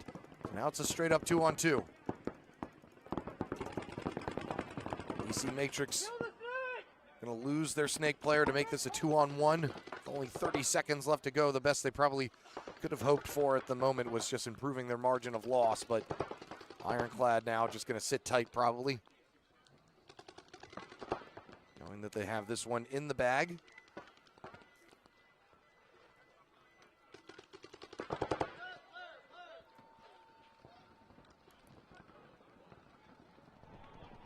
As the last DC Matrix player walks off, Ironclad probably want to rush on down and see if they can improve their margin of victory, but time is going to run out. So they'll have to live with a 3-1 victory now. Matrix not an aggressive team. Well, got to do something different because this field is advantageous to those that move. So that's going to do it for that matchup.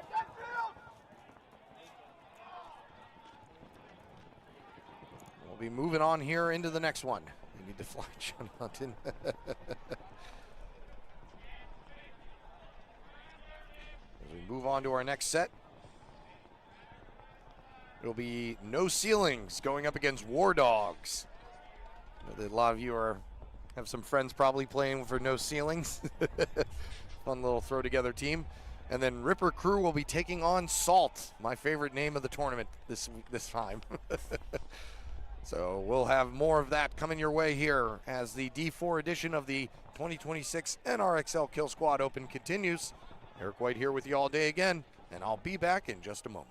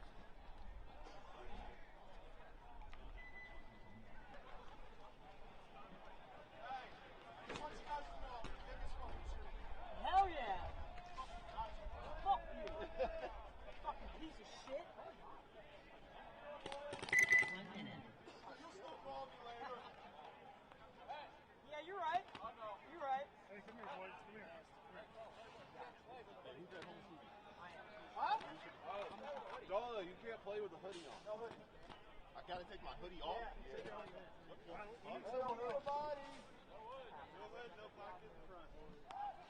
Hey, Slade, get ready. 10. Hey, call a timeout. 30 seconds. Call a timeout, right?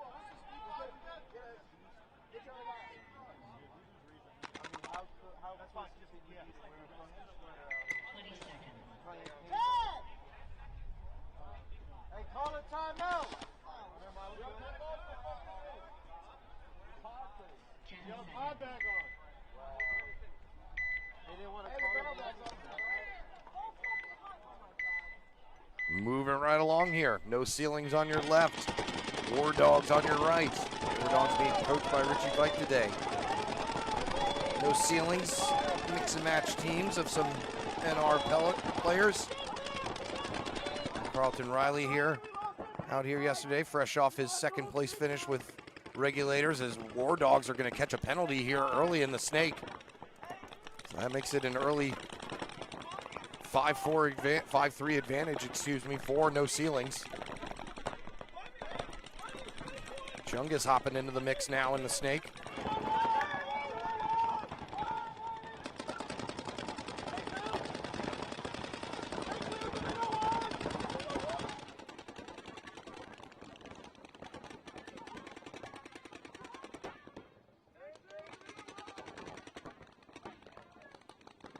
War Dog's going to lose a back center player.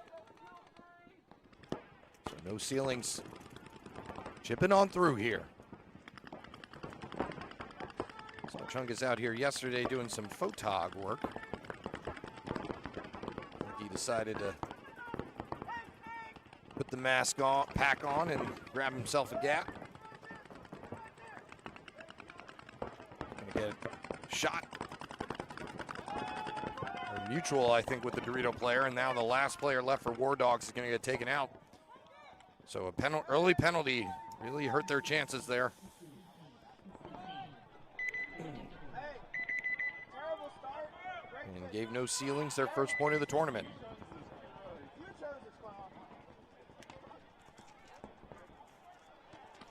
Now we get our first look at Salt. Like I said, my favorite name so far of the day. From the Pittsburgh area, and that's really all I know about him. Not sure what Salt, if that's an acronym or anything, or if they just like McDonald's. They'll be going up against Ripper Crew. Ripper Crew coming from NRPL up in Tawnytown, Maryland. Recognize some of these players.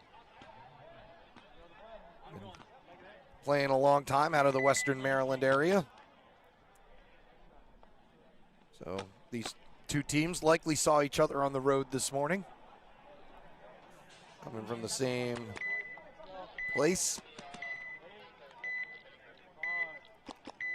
Well, let's see what they got. Going up against the NRPL boys of Ripper Crew. Really the only PAP team I've seen here all weekend. They're going to lose their snake runner off the break. Salt lose one as well, though, so it's a 4-on-4. Make that a 4-on-3 now. Now a 3-on-3. Salt up in the 50 brick. Ripper Crew's 3 remaining players stuck in the center, but they managed to shoot out that center 50 brick. So now it's a 3-on-2. Using the old Wednesday, using the days of the week calls for kills. Haven't heard that in a while. Working in tangent here, trying to eliminate these last 2 players for Salt, who are really close together on that Dorito side. He managed to get out here to that short Aztec, but the Dorito's going to get mopped up. And the last player left in that short Aztec gets taken out as well. And Ripper Dogs, or Ripper Crew, sorry, we have too many dogs here. We have War Dogs and Mud Dogs.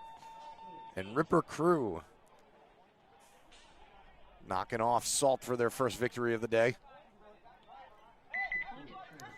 So a quick point compared to that other one that we just had. Does Field 2 have cameras today? Unfortunately, Field 2 is not working, so you're stuck with me. Okay, yeah, the wind just did a lot of damage yesterday, and so we had to use a lot of equipment that was going to be utilized for Field 2 that had to move back over here to Field 1, unfortunately. Because, yeah, yesterday we just had camera after camera falling and wind blowing things over. It's quite annoying. But we still got it done yesterday, but, yeah, unfortunately it did. Yeah, and the power going out twice. But that was human error. But granted, the power only went out because it was so windy and cold that they needed heaters. So indirectly, the wind was responsible for the power going out. Back in the mix here, No Ceilings and War Dogs. No Ceilings going to lose their Dorito runner off the break. Snake player going to get a check as well. He's clean, so 5-4 advantage right now for War Dogs. Make that a 4-on-4. They're going to lose one of their Dorito players. Nobody over there on the Doritos for right now for War Dogs. Well, probably the same for No Ceilings, as they're going to lose their Dorito side can. Chungus gets shot trying to crawl around to the next knuckle, so now it's a 4-on-2 here. War Dogs seeing the opening. They're going to lose another player on the Snake support. Bianco all the way on their side. Carlton Riley now going to run down the Snake player. Don't think he got him. Blanco, playing as if he's not hit. And he's going to shoot the last player, so Carlton Riley missed him.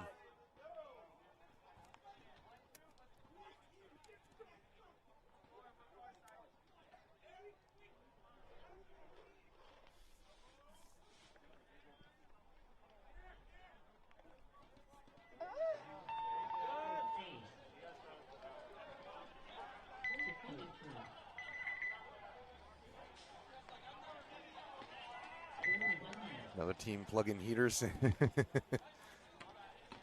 They'll remain nameless there, Glenn. Yeah, they got second yesterday, though. I don't know if that gives away who it was.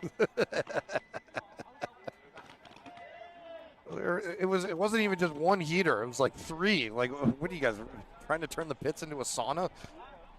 It's cold out. Everybody's dealing with it. Deal with it. Yeah, it was not Craig's fault. Thought that might be a little weird, that just plugging in a phone charger. I've never seen a phone charger send anything into haywire. So Ripper Crew and Salt going back at it with a fast-paced game the first point. It was a fun one to watch. They were throwing punches at each other. And it was actually Ripper Crew that came on top. Or maybe, oh, I guess it was Salt. So did I have my teams mixed up? Maybe at first. All right, so yeah, it was Ripper Crew losing out. So it's Salt. They're able to win the first one. They're going to drop a body here off the Snake side. Ripper Crew, though, going to lose 2 off the break. Or close to it. So a 4-on-3 advantage for Salt.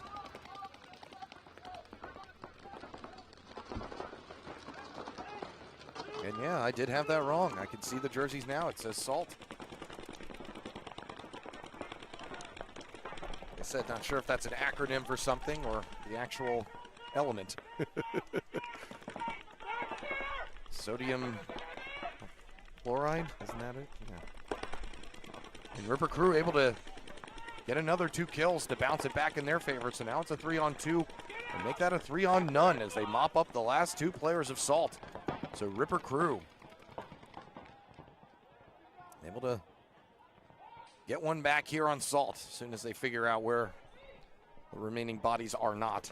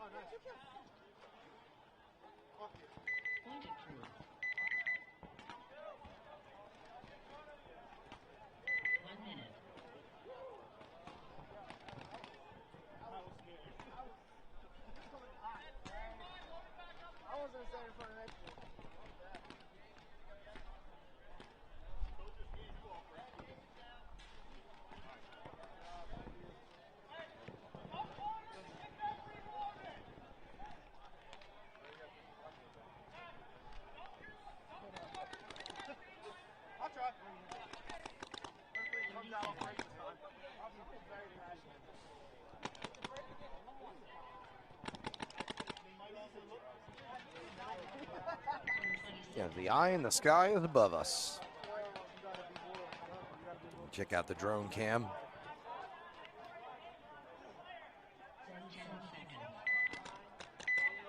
A little bit more inviting to throw the drone up today. Got any wind? Okay, so this one all tied up now, one apiece.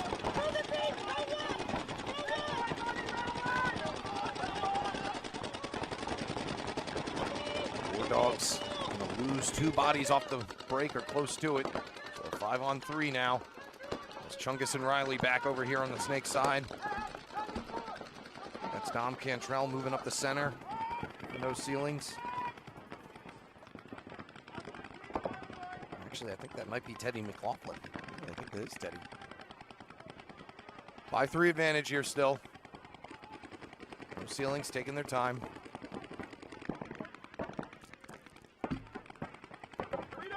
Dogs gonna have to tighten up here now as they're down 2 bodies. No ceilings don't seem like they're in any particular hurry, trying to maybe wait for one more kill before they start really forcing the issue.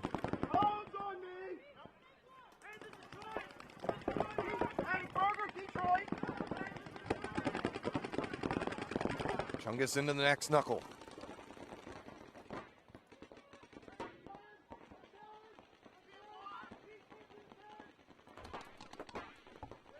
Riley backing him up.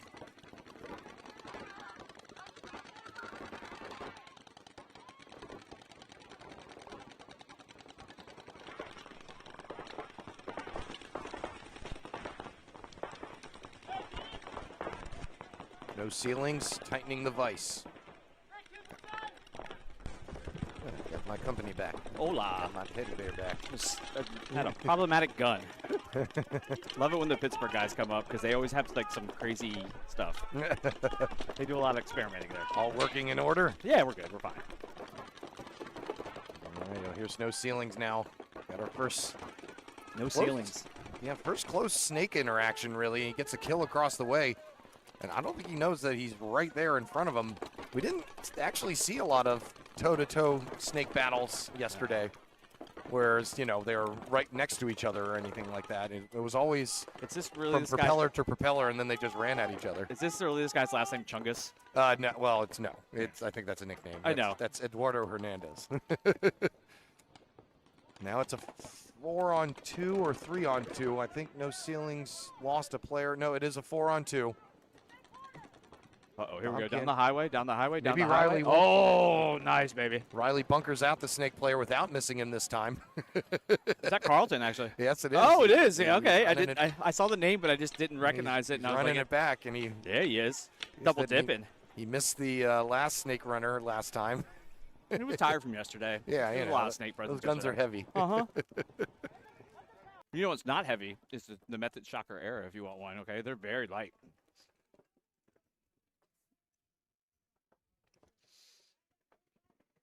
All right. Team's waiting for a concession here. They're going to hang out. Another team's sleeping. And a nice clip to add to Riley's highlight reel. And no ceilings. Waiting for Richie V to concede this one in the pits, but nobody's paying attention over there. I'll yell at Richie. Time is just chipping away.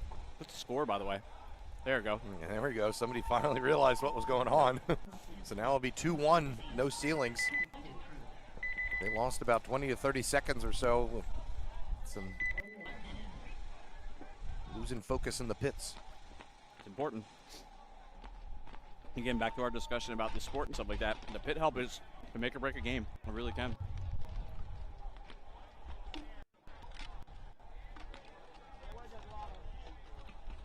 And particularly at the lower levels. Yeah, well, yeah, because, again, you need someone who's savvy enough to kind of be paying attention to the game. Yeah. And hell, even yesterday, we had a point, and I know you probably commentated, we had 4 people in the box.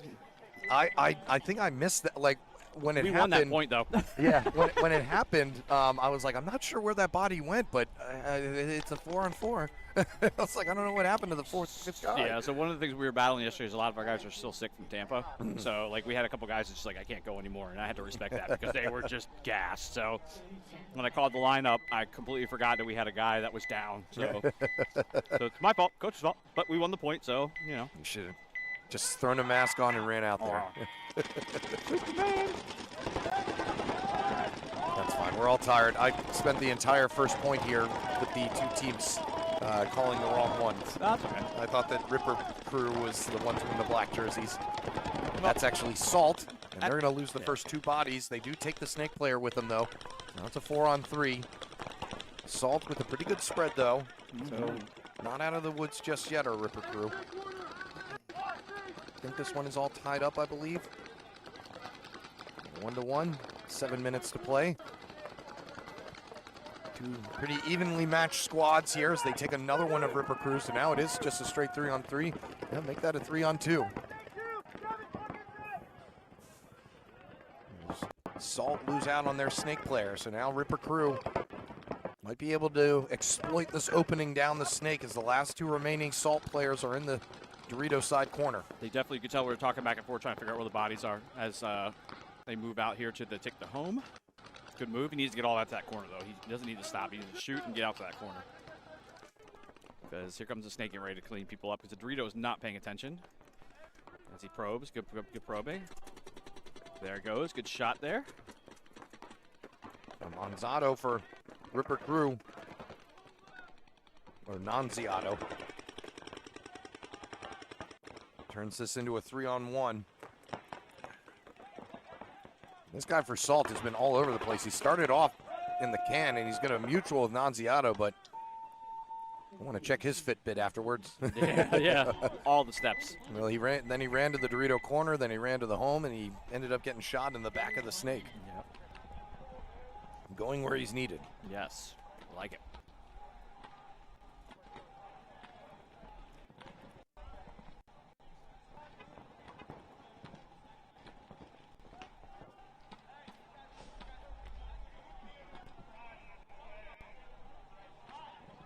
War Dog taking the field here. Get a little dap going across here.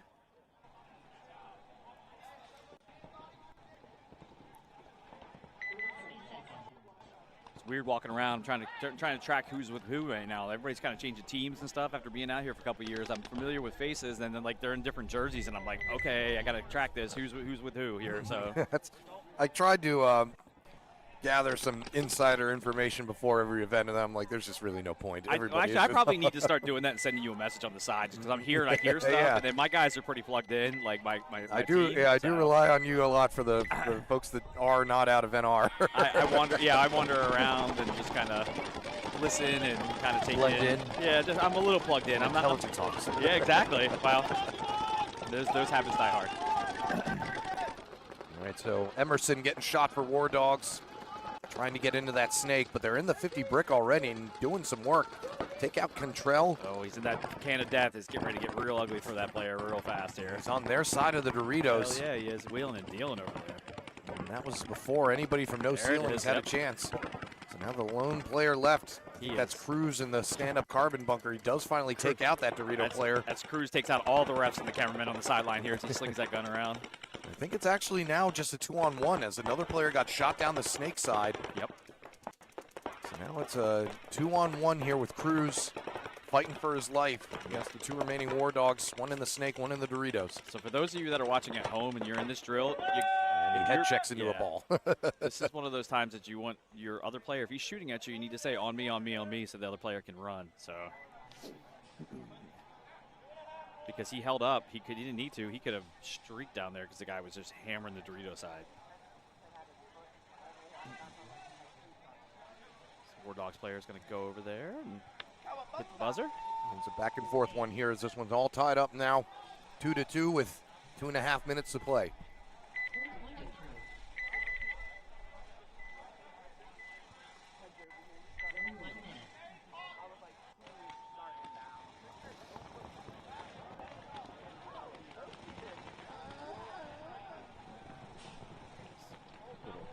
talking going on in the War Dogs pit down there. Something going on. I don't know if somebody came through their side of the pit. That's not a rule anymore, so you can do that, but it's just probably etiquette, you know. Yeah, it's like lane etiquette. Oh no, the pod runner is actually getting in the way.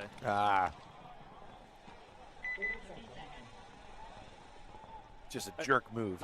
It's funny that you say that because the pod runner is kind of causing an issue because like we were talking about Paul Pickett and family were helping out at the stadium event, and of course being there, like Texas tried to go on the field so we can chrono as well, and like it was nice having people that we could stack on the entrance. Like let the pod runners go first because they need to get out there and do their thing. Let me get out there next so that way the guys coming on can chrono. Paul's a big fella too. Well, he can, hold but up it was the great. gateway. Like, we were sitting there talking like, if everybody did this, it was really smooth, you know. So. The Ripper crew now with the 1-point lead on Salt. Salt gonna lose the Snake Runner and the Dorito Runner. Didn't want to go though. Get called out. Ripper crew dropping one with York walking off for them. So 4-on-3 now for Ripper crew. Both these matches have been pretty evenly matched between the two of them. I like it. Taking a point here, taking a point there. Yep, I like it. I like swinging. it.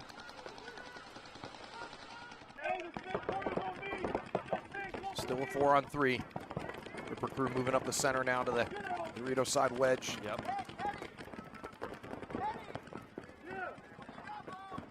Feel an unwelcome breeze coming through here. Yeah, beat that away.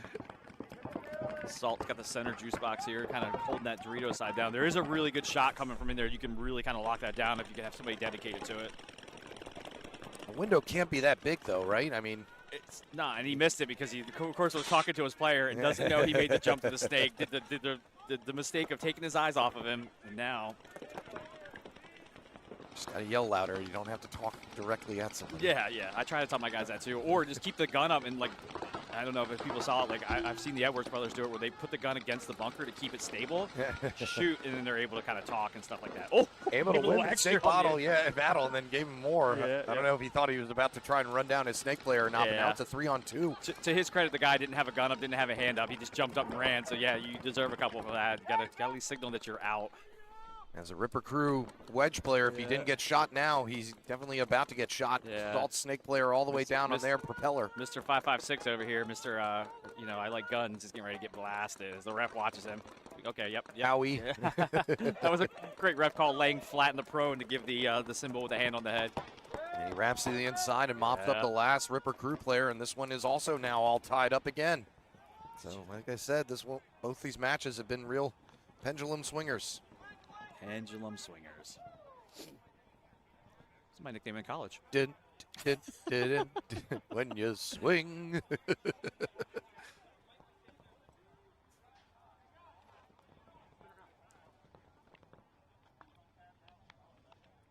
Alex up here manning the stations and the all the inputs and stuff. Dealing with Eric and I and our shenanigans up here. I wish that you would stop giving me unsolicited massages, though, Alex. That's not cool. Please knock it off. He's just trying to get a tip, okay? Can you slide him a 20 and he'll stop, okay? Or slide him a 20, he does more, and then, so. Yeah, I don't want to send the wrong message. Yeah, exactly. It's mixed signals on that one. And I did find my stylus pen. You know what's kind of like? It's like the guys who used to like walk up to your car and like wash your window, like squeegee boys. Yeah, you didn't ask for it, but he's doing it. So still a thing. Yeah, nobody carries cash anymore, so I don't know how a lot of those people are getting by. It's gonna be like the kids in my neighborhood that plow snow. They come over like, I take Venmo, Cash App, Apple Pay, and I'm like, God bless you, man. That is the entrepreneurial spirit alive and well in our young kids, man. I loved it. First kid that came up and asked that, I was like, yep, I got you, homie. I shoveled my own. I broke through the snowcrete this winter. I had a crowbar. Ooh. I just went and bought a crowbar instead of breaking another shovel. Here we go. The both games tied up at 2 with not much time to go. 2.5 left in this one. Big burn there by War Dogs to get out the no-ceiling snake runner. And War Dogs does make the snake too, so they want to take off break and took it as they try to get control. Salt's going to take the corner and try to get control of the snake again from the carbon stand-up. Carlton Riley trying to will his way into the snake as he did so many times yesterday for regulators. There's a way Carlton's going to make it in. Great move too, just kind of didn't make the jump, just crawled, I mean, again, very safe. Nobody's looking at him. And here he is. He's in the snake, just putting pressure on that tape now. War Dog snake player just shook his head like, oh god, I wish he wouldn't have got in there. Now I got to battle him. So he was kind of hoping he had free reign. The sun has risen just enough to not affect many people, but it may still be a factor down this snake wire because it was right there. Underneath. For those that don't know, the propeller, when it gets overinflated, it's got a gap underneath of it. So people were probably shooting underneath. Carlton knows that the snake player made the bump. He's trying to find him right now. Drew Emerson now in the snake for War Dogs. I think No Ceilings lost another body out of the center, so it's a 5-on-3 at the moment. They did a good job, though, of spreading out. So, like, the one player went back to the home, it looked like, and then they took the Dorito one. So Riley, seeing that the 50 brick is occupied now, needs to let some people know. Yeah. This is going to get interesting because now the way that they're situated with only the bodies, they need to kind of hold the lanes and hold the cross. So this is going to be tough. Yeah, the best they can maybe hope for now is just to either hold it to a tie here or concede early and see if he can pull off a 1-minute point. But Emerson is looking to go now with the 60-second call. Nobody watching really. Riley's back. You really can't because of the way that it's situated. I think the shot right turned back at just the right time to keep Good Emerson job, at bay. Carlton. Riley bunkering him out. Great job, by the way. And look at this. Cordell is up in the center brick. And Carlton not able to get that second snake player. And if he had looked inside, he would have gotten another 2 kills. He could have cleaned but up. Cantrell's going to take the walk as well, and it's going to be War Dogs. Oh, they conceded. Early concession there with 17 seconds left to go. Don't know if that's going to be enough time. I couldn't see the clock when I said, oh, I thought it was like time. I was like, oh, that's a heartbreaker. I was kind of hoping for this, though, because these have been my favorite ones to watch now. We've had some successful quick points. Yes. I think we had like 3 or 4 of those yesterday where they were hold points for one team and another team had to go. We may have been a part of that a couple times. Yeah. There was a part of me as a coach that said, why don't we just go all gas, no brakes all the time? You know? And I was like, yeah. And then that's the question everybody always asks me, then, like, if that worked, why don't they just do that all the time? Then I have nasty thoughts of, like, just red flags all over the field, you know? Just going and then, breaking down bodies. Looking like a yard sale out there, you know, with the amount of little pieces of fabric on the ground, red and yellow. Things moving along well on field 2 as well. This is only our 3rd set of the day. We're getting there. With many, many more to come. Up next, we'll be seeing, oh, I'm in the wrong division. Ooh. Up next, we'll be, oh, that one already happened. We'll be breaking out. The DC Matrix taking on Carolina Rage and the Nova Trauma and Pittsburgh Mercenaries. So 4 teams we've already seen today. Trauma and Mercs. We'll probably rotate things and they'll go to field 2 and then we'll see some new teams over here in field 1 for the latter half of the prelims. I like this. I'm digging on it. You know, I feel like it's not a bad thing. You get a change of scenery, go over to field 2. You know, this sucks that we're not casting right now. We'll get there. Those familiar with our broadcast, you know, we usually try to do both fields. So 2-2 here for Salt and Ripper Crew. Ripper Crew definitely pushing the issue here as they got the snake early, although Salt just took the snake as well, looks like. So they're in the back of the propeller. Player moved from the baby or the snake side small Maya to the home. Another small one. I think it's a 5-on-3 or 4 at the moment. Not seeing where the 4th body is for Salt. And he's in the Doritos like I thought. Okay, so. That gun sounds like a howitzer over there, man. That was a really loud gun. It's rocking an evil pipe. Yeah, maybe. So 5-4 advantage right now for Ripper Crew. Must have took their restrictor plate off, man. Not really street legal over there. Just over 2 minutes to play. Oh, and the Salt player just took one of the goggles, and they lose the Dorito player as well. So big, huge swing here for. See, I'd probably concede now. Yeah, I would too. 5-on-2. Save yourselves the time. Make it a real point. Oh, they did just shoot the Ripper Crew Dorito player, but here comes a big rush up the center. Yep, big run up that center. No one looking. He's got a GoPro cam on, so he just wanted to see what that would look like. For the gram, baby. For the gram. Let's do it. Ripper Crew now punching down into the next knuckle of the snake. Dorito player going to get bunkered out before he's shot in the back by the snake player, and the snake won. Snake one, it's just dug into that propeller. They're going to have to dig him out of there with a shovel. Yeah, I think they're going to have to go all the way to the start box as the Ripper Crew player. Whoa, what was that move?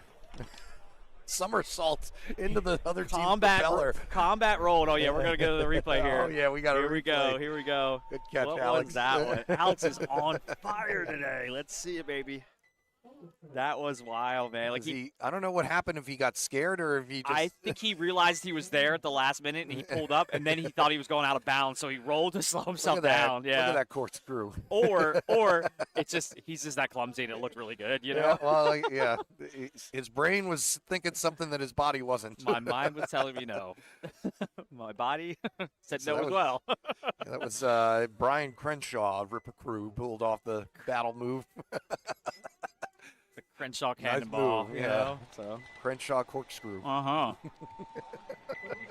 I like that was one. The great. Crenshaw corkscrew. That was great. Yeah. Tag. All right, so no ceilings with 17 seconds to work with. Talking about all gas, no brakes. Shouldn't be any pods on the box.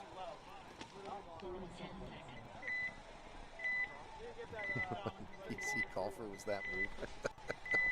I don't know if Trent could pull that one off. Not that quickly. Hey, I'm going to tell you right now, Trent was playing out his mind for us in Tampa. I missed him. I missed him this weekend. I needed him. No ceilings. Cruz is going to get shot out. Riley Ooh, taken they got out Riley. as well. Yep, that's a... Chungus now heading to the door, so it's a 4-on-2 with Cantrell. I think actually is the only person in the center 50 who was about to go for it, but wasn't able to take it, and War Dogs will be taking it. Yep. So a win for War Dogs, start out things for Richie V. No ceilings, finding that there are some ceilings in life.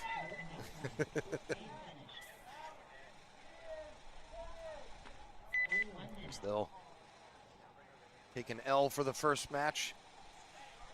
So now we're in Xball for this one, and it's a close one. About 80 seconds left to play with a 1-point lead right now for Ripper Crew. Salt trying to hold on.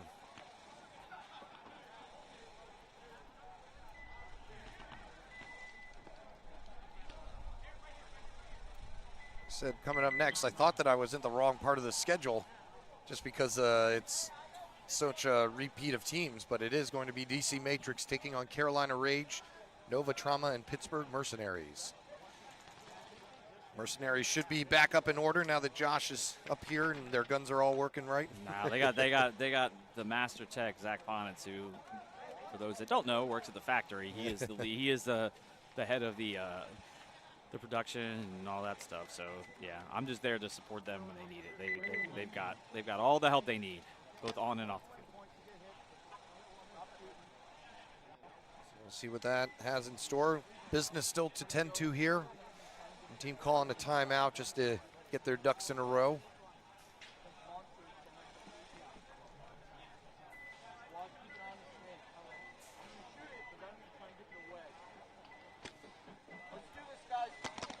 What happens if there's a tie at the end? It just stays a tie.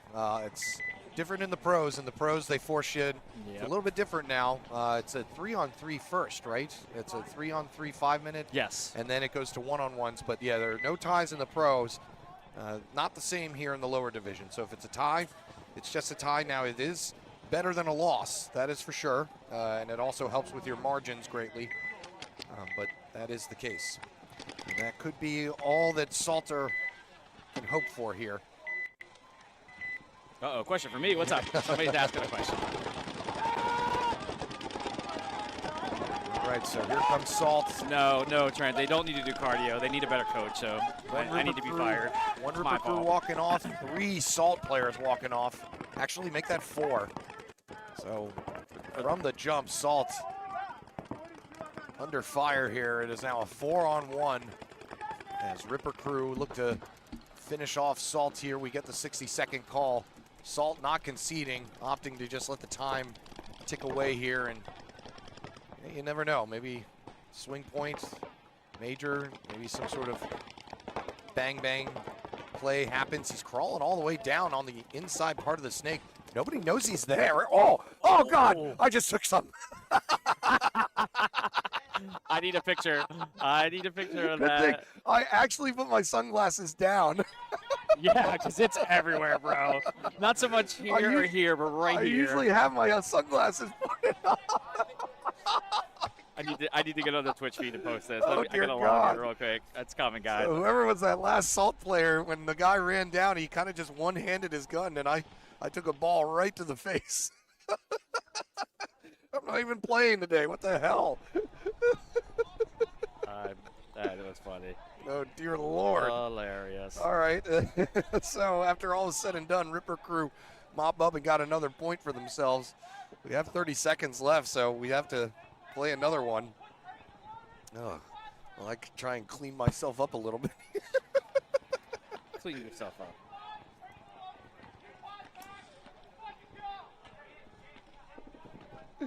And can we protect the talent a little bit better? Good God. Yep. That could have been bad if I had my shades up. Put that in your rider, my friend. I usually have my shades up. I don't know why. Yeah. For some reason, I just had them down at the moment. And thank God I did. Good move. Good move.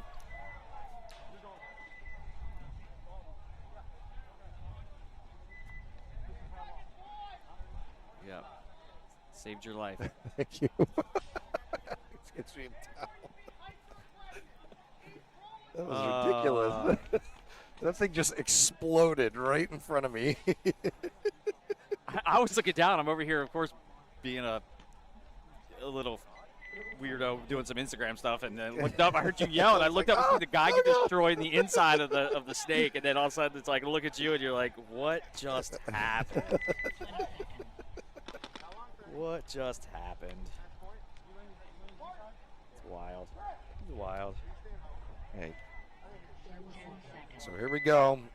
Point pretty much probably just going to be a burn drill. Nothing really to gain for Salt. Ripper Crew may try to improve their margins a little bit. But Salt are going to bring it anyway. But they're going to lose 2 off the break. They make the center brick. So 5-on-3 here for Ripper Crew, who are just trying to play mistake-free.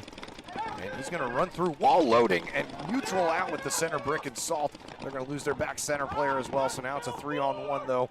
Ripper Crew just trying to get this last kill, which they do. But it was a mutual. That was Cole Cantrell moving through. And now we're going to have an end. So no improvement of margin. But victory going to Ripper Crew. So coming up next, going to be DC Matrix taking on Carolina Rage. And also going to have Nova Trauma going up against Pittsburgh Mercenaries. So lots of good action still coming your way here in the D4 edition of the Killsquad Open. Eric and Josh here with you, live from NR Paintball in Severn, Maryland. Back in just a moment as I go get a drink of water. Clean out my mouth.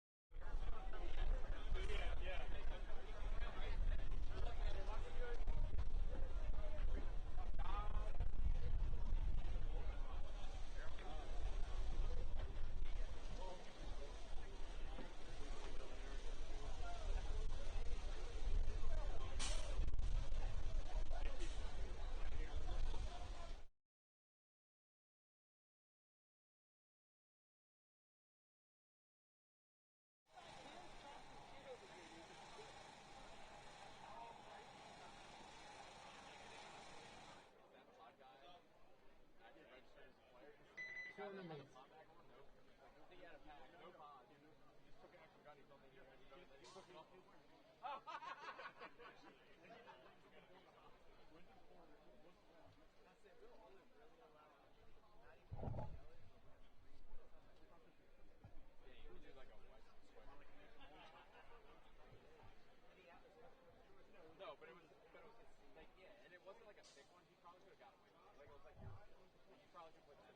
Yeah, 100%. I was a pro.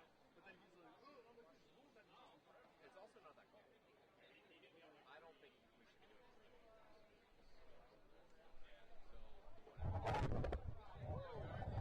Yeah, that was scary. I thought I saw him hit you in the head. No, I thought it was Valfield.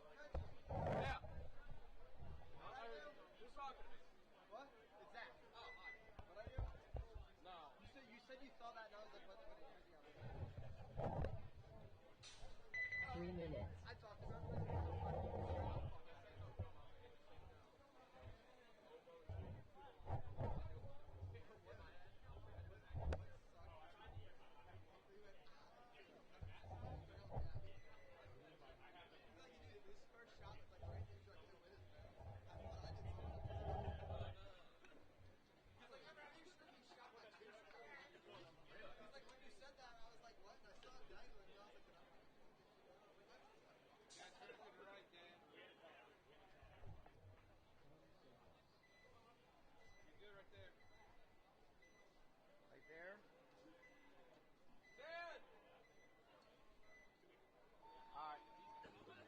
Whoever's coming over, I need one on the chrono, one on the start box, and one on this side. All right, I'll go this side. Start box. Yeah, I got put over here. 2 minutes. Yeah. Yeah, I'm just putting it in spots. Warning. What? He got his arm.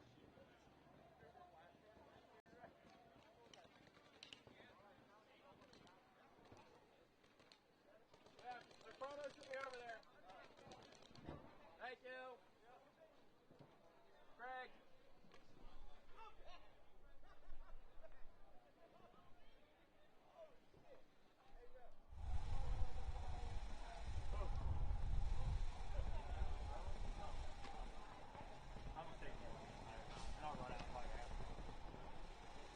We were on that side where it's that broken head anyway. Luckily, whoever the guy he was taking that stuff. Yeah. No, he's funny as fuck. 1 minute.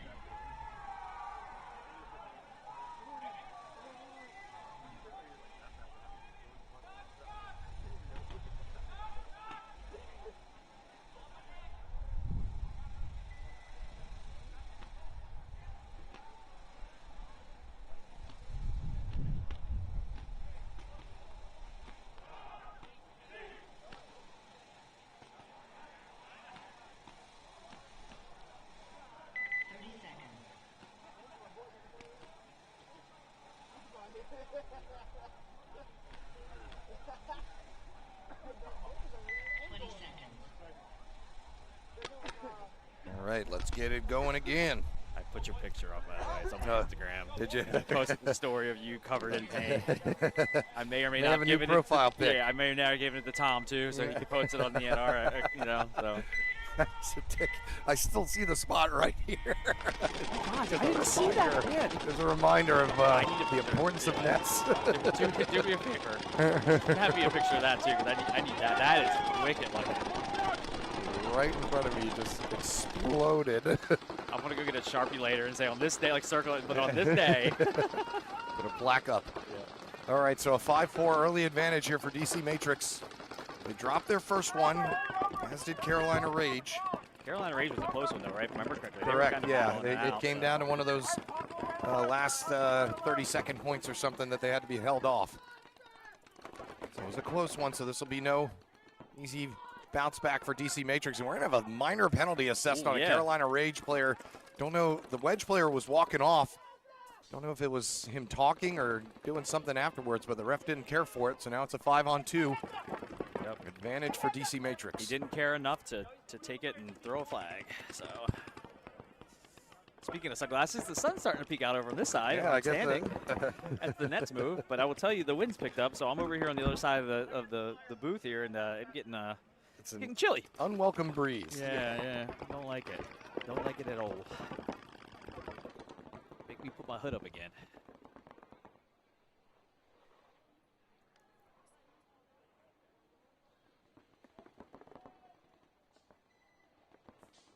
Matrix is doing a really good job trying to find that last player as he's tucked in that Dorito there. So the Dorito player is looking for the snake. He knows he's coming down. He's kind of living tight. As Matrix player goes to their side propeller with a backup here. He's all by himself over there, right? I'm just not sure why Carolina Rage is letting this go on. It's only going to buy him a few more welts. Oh, what's up? There he goes. Hey, he's waving now. He's saying hi, guys. Oh, okay, so he did have another player behind him who was I didn't see there was a can. There was a can. There was a person in the can, too. I didn't see that. I'm blocked by that one. You extra there for making him play out the point. Yeah. You don't want to concede? Fine. Yep, I got something for that. So DC Matrix pumped up out there. All right, guys. It's 1 point, guys. Let's chill out. Yeah. A lot of game to play. Yeah, unfortunately, people, Field 2 not happening today. We had some equipment that got damaged from yesterday's windstorm here on Field 1, so they had to replace it with the stuff they were going to use on Field 2. Damn you, wind. You were messing us up all over the place. So just not doable this time, but stuff happens. Unfortunate. But I'll do my best to try and keep you all abreast of what's going on. They're rolling just like they're rolling over here. They are. Most of my guys are reffing today. They're actually over there earning some money for the season. So, coaching fees. We got to talk about my fee schedule. I got to get mine. I'm not working right now. I'm an out-of-work vet. So. All right, so Pittsburgh Mercenaries, they did have that close win on Petting Zoo earlier in the day. And Nova Trauma, they got maxed out. So Nova Trauma looking to bounce back. Mercenaries trying to keep things moving. They're going to burn Trauma's center runner as they send their own center runner. Yeah, that was a great move. Shoot the center runner and take the ground. Got Zach Ponditz getting checked in the corner. He's clean. Trauma now moving up to the D side wedge. Where's the attack going to come from here? Yeah. I had a talk with the Mercs because we're sharing the tent, of course, because they're sponsored by DLX. And we were talking about, hey, you just got to get somebody over from Dorito, kind of have them be on an island, wait for the guns to ship, and then just send it. So we'll see if they can follow that. But Mercenaries have always been a team that they don't really take big key spots. They just kind of outgun everybody. Yeah. With their they wait. Gun skill set. Oh, Jack Ponditz thought against that. He was getting ready to make the move around the propeller here, and then all of a sudden, it's a longer move to get around that propeller than I think people realize. Those things are not small. And again, if you don't jump into the crease first and you're trying to go all the way around it, it is an eternity to get around that. Yeah, you're almost out of bounds. Yeah. The Merc player here in the center, can't tell who it is. He's probing that center, trying to find out where that snake guy is. He's trying to give Ponditz some relief here as he's looking for him. The wing, where did that come from? I didn't see. It may have been a bounce shot off of the pin? Or a bounce shot off the wing next to it. I don't know. It looked like he took one in the back, but yeah, I don't know if he got one from there because nobody was looking at him. Maybe it was a team kill. Or it was either a team kill or maybe it is the snake. He's got a little lane inside there to look. I'd have to go down there and look in the propeller and look across. Either way, Trauma have even things back up, and actually they have the two-body advantage now as they shot out Ponditz out of the snake and the D5 runner. So they're going to take the 50 brick now because the player over there actually is out as well. So right now, Mercs have both corners. I mean, they have the propeller here in the snake as well as the D1. So they're in good position at least to defend, but not where you want to be ideally when you're trying to win a match. 3-on-2 now as the snake player is able to shoot out the 50 brick player. That's a good move, and he takes the ground too. He's going to move out of that Dorito because that thing gets real tight because of the way it's oriented in D1. So he's in D3 now. Well, he's only got really one person to deal with on that Dorito side with him. He needs to wrap it. He needs to not. Yeah, it is Russell, but but a minor penalty is going to end the point and solidify. And I think Russell had mutualed with the snake anyway. So Nova Trauma going to be victorious here on the first point against Pittsburgh Mercenaries. I thought they were going to pull that one around. They actually were kind of, making the moves. I'm like, okay, like it was trending that direction, but yeah, penalty of snake player back here had a hit on him that he had not told anybody about or not taken care of. And hate when you have it. It's going to be a penalty. At least we didn't have an attempt at wipe like we did yesterday. That was a first for me. We haven't seen too many in, at least as I've been doing this. I think I've only seen that 1 or 2 time gross major. Mercenary's going to have to go back to the drawing board. You know what's funny is you talk about gross majors. We had back-to-back gross majors in 10-man one time, and it was terrible. We were playing in Chicago, and it was in the woods.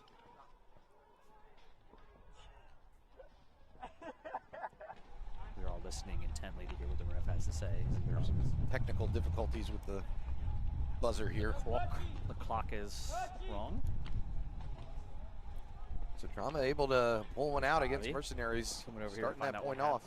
Mercs are coming to the center here trying to figure out what actually happened, what caused this issue.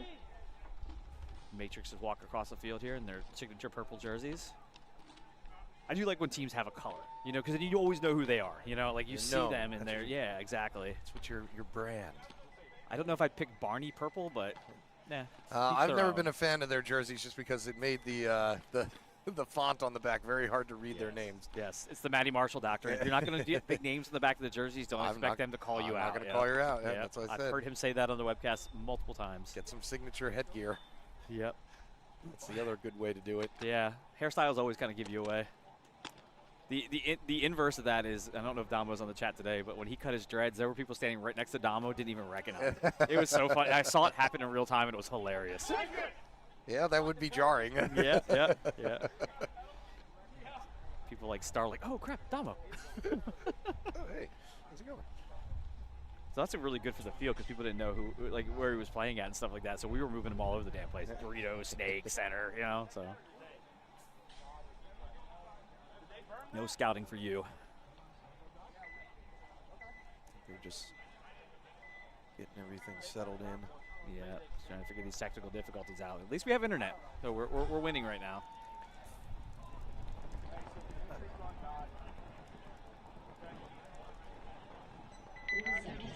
All right, so back in order here. Clock is running. DC Matrix winning handedly in that first point. Carolina Rage. See what Rage has got up their sleeve this time. You wonder if that kind of heartbreak loss in that first one is kind of still sitting on them a little bit. Well, they battled, so I wouldn't. I don't know if I wouldn't categorize that one as a heartbreak. It's just, hey, we did our best. It's all the Lord asks of you. I'm a really good trier. This may be one of the first points we've seen all day, and as I say that, a Carolina Rage player You're going to say they went clean to the bunkers? Yeah. We've seen a lot of people get burned, so I don't know if it's just from lack of speed at the D4 level or if everybody is just dialed in and watching the webcast yesterday. So Matrix doubled up that home, shooting both sides. That was good, but they need to move out of there, especially since the Rage player just took the snake here as he moves down. Matrix does not have control of the snake right now, so of course they're just going to have carte blanche to keep moving. So they've been hanging out in those primaries a little too long, and they let Carolina Rage get into the snake first. Yep. Rage player tried getting to that first Dorito, but good lane guarding there by the home player. Was able to shoot him out. So now it's a 5-on-3. Oh, and he just took a shot in the shoulder there. So the Rage player, yeah. I wasn't sure if the ref saw that or not. He was not playing tight. Like, if you're going to play snake, as soon as you get past the propeller, you better play like you're getting ready to get. We're going to get a quick concession there by Carolina Rage. It was a sloppy play on Rage's part in that one. So it's fair cloth in the snake, yeah, and it's like he didn't feel it. Yeah. Everybody here saw it break off him. No, he did. He was actually trying to play it off. Like, I saw he got hit and he just didn't make the jerk, and then he kind of looked to the ref, and the ref was like, "Nah, bro, you're out." So if it could have had a thought bubble above his head, he was like, "Am I the only one that saw that?" No. And remember, guys, there's cameras. Yeah, and I call people out. I don't judge, but if I see it, what am I going to do? Not say it? Well, I talked about that earlier. I was like, yeah, we've got a couple people who've gotten busted on the webcam here, like just living in infamy. Game. Oh, it is. It absolutely is. Listen, the times I may have slid a hit off or two, I usually tell the person like, hey, you did. My jersey number in 7-man was 141, so there's a reason for that. Means I wasn't a very good cheater. At least you weren't 151, All right, so Mercenary's going to have to grab one back against Trauma, who gave him kind of a haymaker there in the beginning. Trauma's making a big run trying to get the snake. Mercs do too. They get there Burn about the same Dorito time. runner, Mercenaries, but Mercenaries burned the Trauma runner, so back even at 4-on-4. Very similar placement for both teams all over the field. Mercs player makes it out to the corner, tries to get established. Both corners now, they have the snake corner as well as Dorito corner, so good job of them getting wide. Mercenary snake player hiding in the propeller. Oh, they're going to double. Oh, they lose. So the Mercs are going to lose that D side, so it is wide open over there now. As the snake corner makes the jump to the snake as well. Mercenaries occupying both propellers as one is trying to help get their snake player in action down the field. It's a good move. I mean, again, you're having issues, yeah, and especially they've been having issues. He's going to get a kill on the wedge on the Dorito side now. So now it's a 3-on-3 again. And he needs to, like, this is one of those times with a snake player, he's going to need to hold. Well, the Mercs did a good job now. They're going to fill out. Without being filled out, he needs to hold that Dorito side, just kind of chop that lane down and make sure no one gets through. Yeah, Russell headed out there for Mercenaries to. Russell was the one stem the last flow time over that there. was in the Dorito 50, right? And then just couldn't turn it over. Got pulled on the penalty, right? And that was why he was darking so, sparking yeah. over there, and then he just was the victim of a penalty on the other side in the snake here. Palmieri gets himself another kill across the way, so now it's a 3-on-2. Yep. As soon as Russell Nova figures Trauma. that out, he's gonna streak. So Nova Trauma in trouble. now both guns for Nova Trauma are looking at D side now, so the snake needs to make the move now. I just don't think the snake player here, who is that, Palmieri, like he just doesn't know that side is clear over there. Well, I think He's looking now. He's starting to figure it out. Yep. He's been in the snake the whole time, so I think the body count is probably way off in his head. It's. I mean, he was on his belly, and then he was getting pushed down. I mean, they're doing the right. Oh, there we go. Yeah, Oh, we're and gonna have a major penalty assess. Major. Oh man, that's going to be a tough one for this point and the next one. Yeah, so he's going to have to start down a body. Yeah. Don't know what the major was. If it was, he was trying to attempt to wipe. Do we have another attempted wipe? Either way, it's. And then we're going to have a mercenary gun checked, and it's clean. So you're good. Josh can stay up here. Yeah, that always makes me nervous when But again, Zach is in the pits. They have one of the best ones. I mean, there's a reason why he's the tech for heat and damage and all those teams that shoot our guns that are at that level. Again. So it'll be all tied up, and it looks as if Nova Trauma is going to have to start a body down as they were only able to pull one player from that major penalty that was assessed. Got it dock in. Well, they're only going to be able to put 4 in next time. Said it was a red flag thrown right at the end. Who is that? Is that Kutchi down there talking right now, or? Yes. Okay. I didn't get to see who's who, and when they're all geared up, I can't always tell who's who. So. Especially today, because everybody's bundled up, because it's still a little chilly out. But the sun is coming out, and we're happy to be here. Anytime the sun's out, you can't complain. But sun's out, the guns are out. Apparently, you can. Oh, listen. If you know nothing about my fire life as a Marine, a bitchin' Marine's a happy Marine. So. And again, just cold is messing with me now. I just can't stand it. Like, it's funny because John came up here, was talking, and we were talking about something. He's like, "I'm gonna move over here to the heater," as we were talking. I think I'm cold. Oh boy. Well, thanks everybody for joining us and checking out the cast here as we see DC Matrix. Rage here, reload and see if they can get something going. Matrix showing that that they're forced to be reckoned with here in the D4. It came out, a little flat in that first match.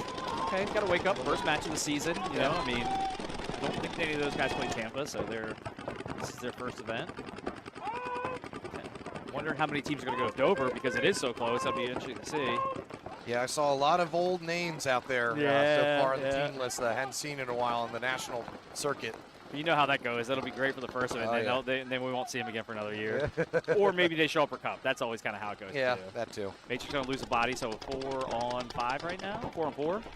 Can't tell if they're missing a Rage player here. I think they're, he's in the he's in the Dorito. corner. Yeah, he was hiding real well. So, 4-on-5 advantage for Rage as they have the stake too. Matrix going to lose another player in that Dorito. And we get a minor penalty yeah. for the laundry is a flying here. Second day, refs have had enough. Derek launched that flag all over there, man. So now it's just like that. The script is flipped, and it's a 3-on-3 for DC Matrix. Actually, it might be a 3-on-2. I don't see a third Matrix player. I don't either. I think the last 2 Matrix players in the snake corner. No, he's in the wing, actually. Oh, he is? Okay. Dorito wing, yep. So he was always hiding. one bunker. Yep. He was hiding so well, both of us could see him. And Rage are going to lose a Craig's Dorito up here, side player. So checking now in. 3-on-2.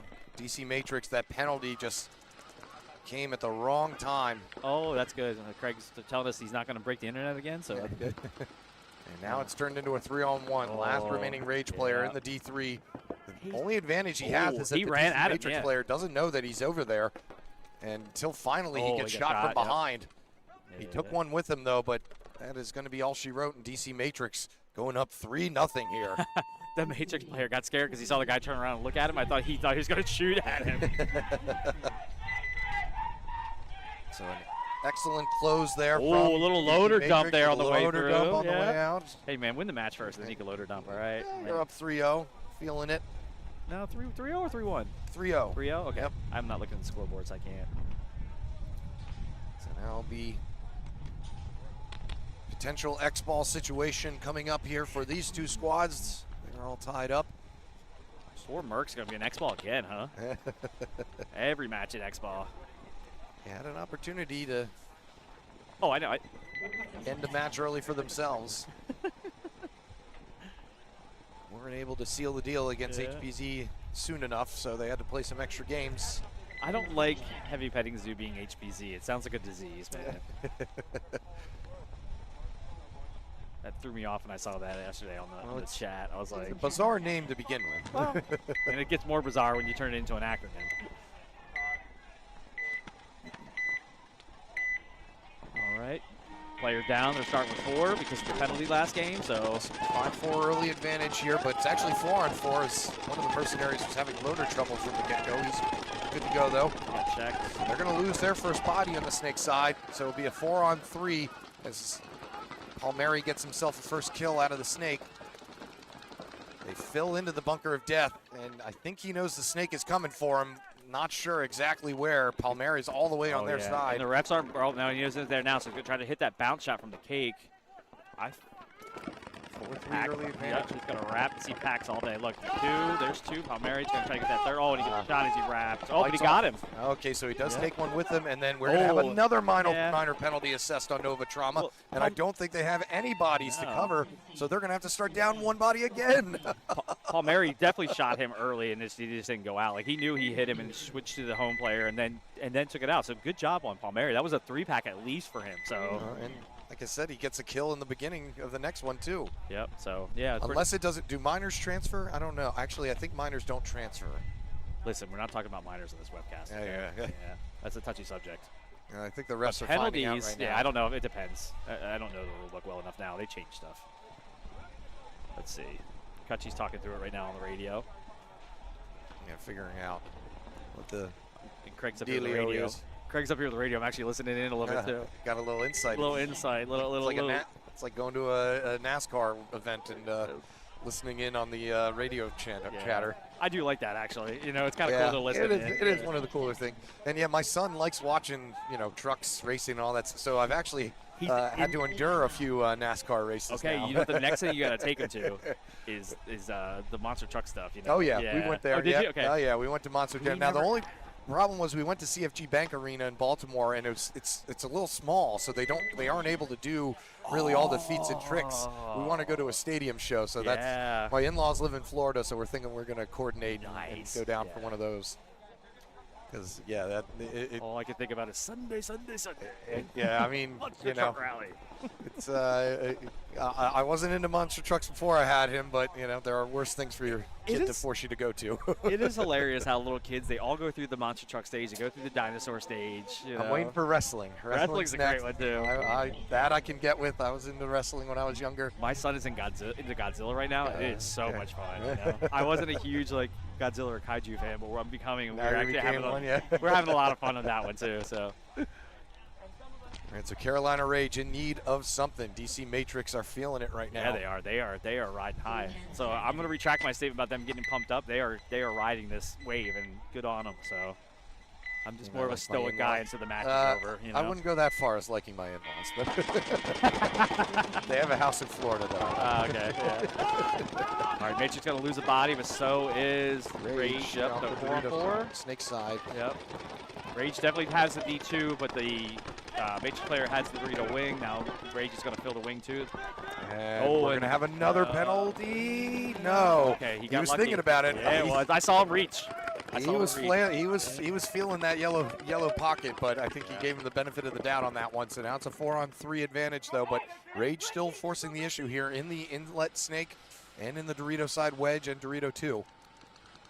Trying to sneak a shot in on that corner. You can see his foot, I think, but he just can't get there from here. The inside snake has become a sort of a dark horse for I'm just teams saying that are trying something new.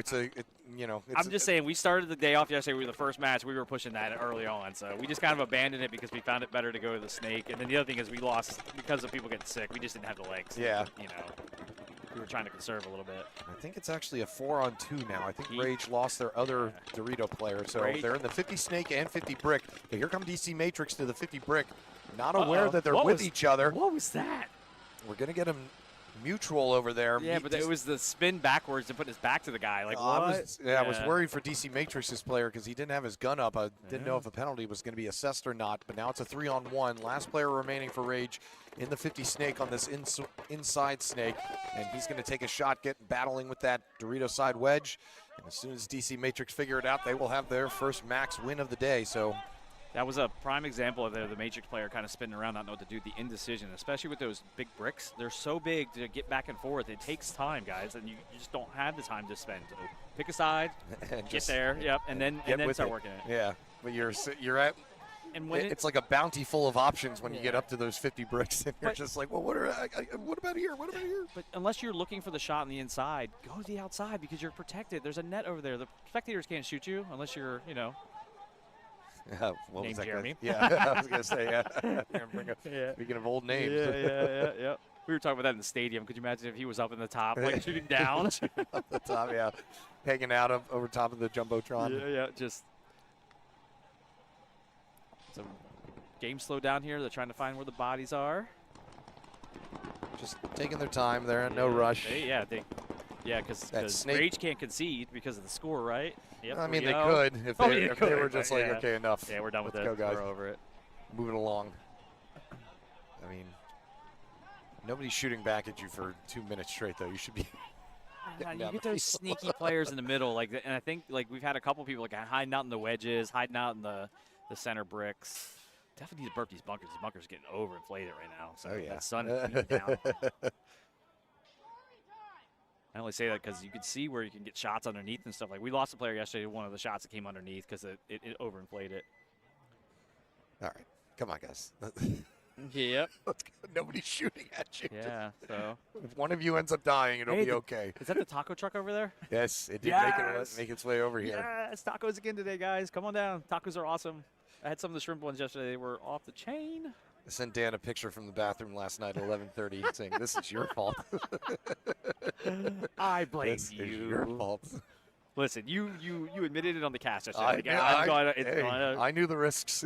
Okay, well then you I can't complain to Dan or Tom or whoever, So, guys, come on. This is getting ridiculous. There's being cautious, and then there's and then there's we're bored, guys. Okay, I'm gonna start playing video games on my phone here soon. Well, I mean, you can see the body language of the refs too. They're just kind of The best is I wish we could show we need a camera here to see Alex. Alex is just doing the what the hell? Come on, guys, you're killing the content right now. Okay. There we go. We're starting to move now. Come on, man. Get that 4-0. Get that point spread going. I mean, if you come on. lose out on getting the 4-0. Yeah. We saw how important margins were yesterday. Could you imagine if they don't make it on a 1-point margin? On a 1-point margin. They're going to be so sick. Because you took too long to go down. And, hey, yesterday was tight with the teams. I mean, again, teams were making it in with one win. I mean, that's tight. Well, with 22, I think we're taking 14, if I have that correctly. It's going to be a long day. So now Matrix just waiting. It's going to spin around, don't want any dirty hangs. I'm pretty sure the guy who just ran down there was the one, those that had seen it on my Instagram, he's the one who had that adrenaline that he just wrecked out here. He basically made it a 90-degree. Oh, with the handle? Yeah. He went down, and it was brand new adrenaline locks, purple Matrix colors, and yeah. All right, so Carolina Rage falling to DC Matrix. That's their second loss of the day. DC Matrix with their first win of the morning. So that means that Mercenaries and Nova Trauma are going to be an Xball here for the remaining 5 minutes of this match. Hopefully it's more exciting than the last one. Well, it was an exciting match until the end. Just the end took forever.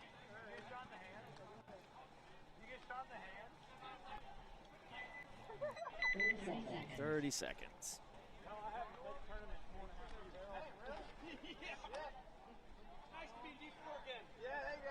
Starting to feel normal out here, actually. My nose isn't running right now, so I'm good. Mine's filled with paint. Ah. Matt's joining the thing. Here. 10 seconds.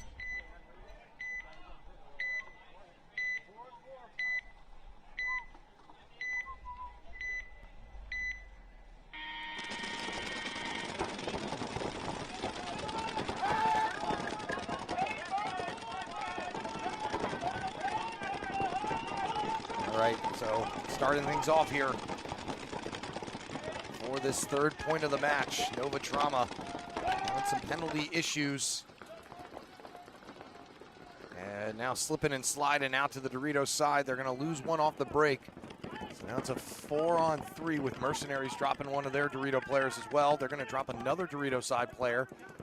And actually, that might be another one. So I think it's a 3-on-2 in Nova Trauma's favor. Zach Ponitz is alone in the snake over here. And actually, it's a 4-on-2. So Nova Trauma did have another body over there hiding in the Doritos. But Zach Ponitz is going to keep on going. Maybe get himself a kill on the pack of the can player. He does shoot the can player. So that evens it back up at 3-on-2. But Ponitz takes a shot from really both sides of the snake and on the inside. One player left for Mercenaries, and he's going to get wrap-shotted by Nova Trauma's snake player to wrap things up here for this second one. And we're in Xball, so tied up here at 2 apiece with 3:43 to play. And we are back in it.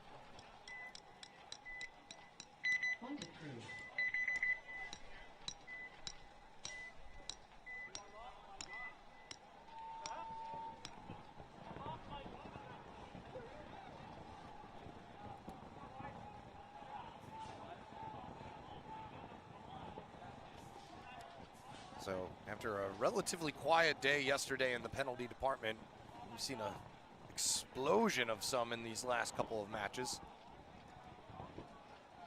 But Nova Trauma able to get it together and keep this game close despite having a major and a couple of minors.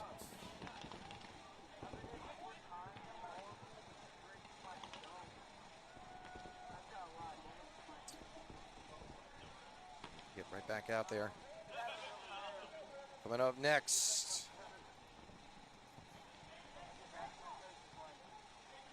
it'll be, oh. Sorry guys, PB Leagues keeps on refreshing on me.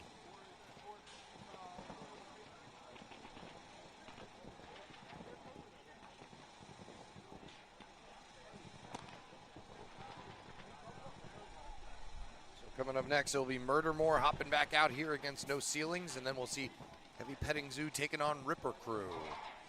Well, yeah, 4 teams, like I said, that we've seen already, but typically they'll do that and then they'll switch things up and we'll start seeing some different squads coming this way. And the other teams will go play the rest of their matches on Field 2. Which, yeah, sorry to report, we do not have a Field 2 stream today. Where some of the equipment was damaged and had to be utilized over here for Field 1. All right, Mercenaries on your right, Trauma on your left. Trauma is the first in the snake and getting the first kill off of the snake side. So 5-4 advantage here. Make that a 5-3. Mercenaries getting shot, going to that mini Dorito, and the snake filler gets shot as well. So Nova Trauma dialed in here. Have a 5-on-2 early, and their snake player making the most of it by going straight directly to their side.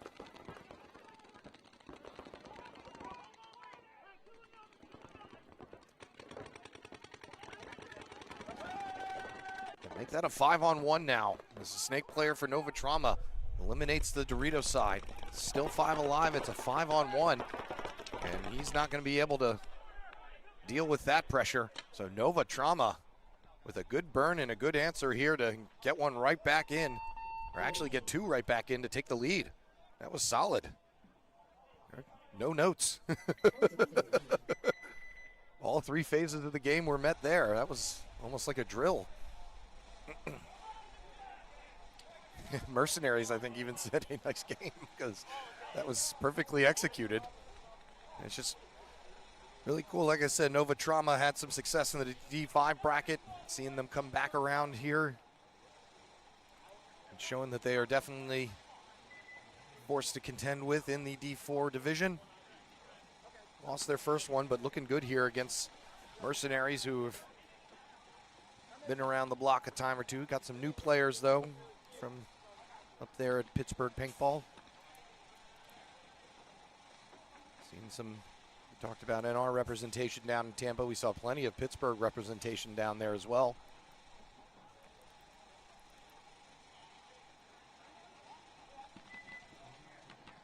Show we're trying to contend with the Texas and California monoliths out there. It's a tall mountain to overcome with the weather disadvantages we have up here, but we're holding our own. Florida as well. Oh, you southern brats.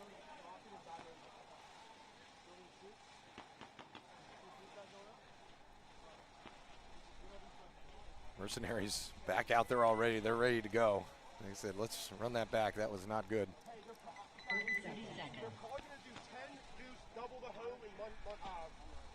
think one team already used its timeout in this one, I believe. Not sure if anybody else has another one left. Nova Trauma got to get it together to get out there quickly. So here we go. Still lots of time left. Just under 3 minutes to go. This will be our 6th point of this match. Mary gonna go on the inside snake this time. And a hard dive by Nova. Sees him lose his bolt. Nova Trauma snake player, that is. He's trying to do some surgery. I think he lost part of his hopper as well, but right now his gun is just spilling out air. And meanwhile, Mercenaries are gonna lose one. Palmieri gets shot maybe by a bounce shot from the inside, so that's a lucky break because Nova Trauma having some major gun problems over here. Mercenaries do have a player in the snake, though. It's a 4-on-3, excuse me. But really a 3-on-3 with the snake player's gun not functioning at the moment. Trauma gonna lose another player, though, out of the can. They said a 3-on-2. But Mercenaries drop in there, Dorito player. And the snake player finally gets shot out. Yeah, he's missing the top half of his hopper and his gun is out of air. So just not a good match. Or not a lucky point for the Trauma snake player. Now it's a straight up 2-on-2. Last two remaining Mercenary players. He was just moseying down the snake and got one-balled, really. That was Barber for Mercenaries, so now that turns it into a 2-on-1. Nova Trauma getting in there and exploiting anything that Mercenaries give them. And he's going to get shot down the wire by the last snake player for Nova Trauma, and Nova Trauma going to go up 4-2 here with just over a minute to play. Surprised Mercenaries didn't concede that one now or earlier.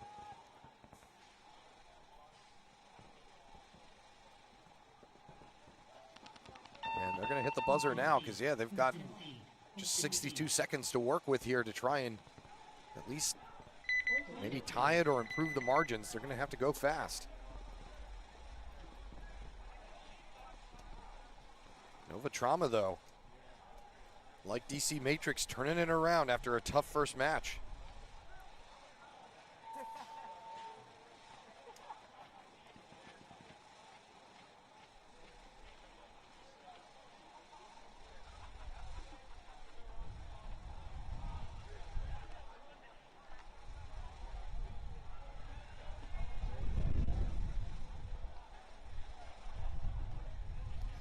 Just lamenting with the refs. That was a rough dive there for the Nova Trauma player. Lost top half of his hopper. His bolt came out, and then he was head checking to try and be of some service to his teammates, and he got gogged. So just, hey, how about we forget about that one? But hey, his team was still able to pull it off. Going to do toe-to-toe with one of the top teams here today. Give them a 2-point cushion here as they go into the final minute of this match. Like I said, coming up next, Murdermore Inc. and No Ceilings, then Heavy Petting Zoo and Ripper Crew.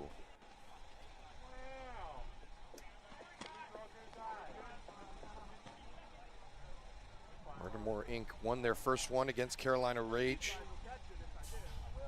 In a low point matchup.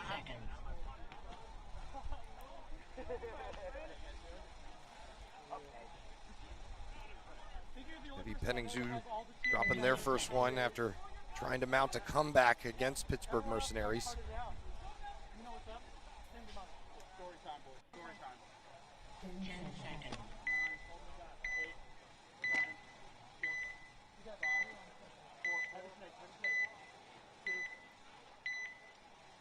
Right. Mercenaries on your right, and they've got to make some fast work here as we get the 60-second call. They're going to lose one of their burners out of the back center and lose a Dorito side wedge runner. 5-3 advantage now for Nova Trauma, who can just sit and wait. Zach Ponitz tries crawling down through the middle highway and it's going to get domed in the top of the head. Now it's a 5-on-2. Nova Trauma cruising on into victory here against Pittsburgh Mercenaries, who are going to take a loss. They needed something to happen in the first 20 or so seconds of that point to have any sort of chance, but just not going to do it.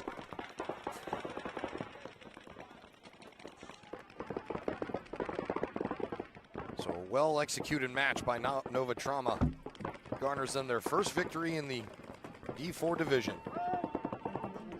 Let's work on them, and it's back to the drawing board for Pittsburgh Mercenaries. That's going to do it for that matchup. One more time coming up, Murdermore Inc. going up against No Ceilings, Heavy Petting Zoo taking on Ripper Crew. We'll have all of that for you as we continue the D4 edition of the 2026 Killsquad Open, live from NR Paintball in Severn, Maryland. Eric will be back with you in just a moment.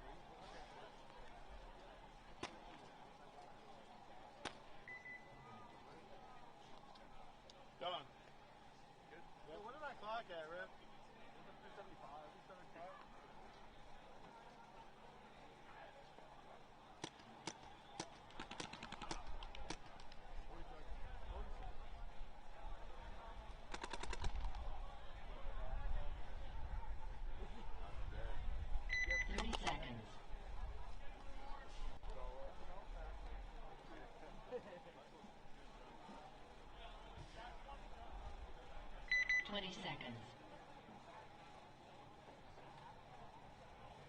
Go, Justin! Back at it. Let's do it. No ceilings taking on Murdermore Inc. Carlton Riley starting down on a knee. Trying to get that quick shot over there on the snake runner. Murdermore not sending anybody though. But they do manage to hit the person farthest out on the snake. Not sure if that was Carlton or not. Either way, it's 5-4 early advantage here for no ceilings. Murdermore fill out to keep things balanced across the board. And Riley looking to get into action. Chungus going to get taken out on the snake side stand-up. As Murdermore Inc.'s last remaining snake player looks to get to work. Mirrored up here with Riley. No movement really on the Dorito side for either squad. As I say that, I think no ceiling send Cruz up to the second knuckle.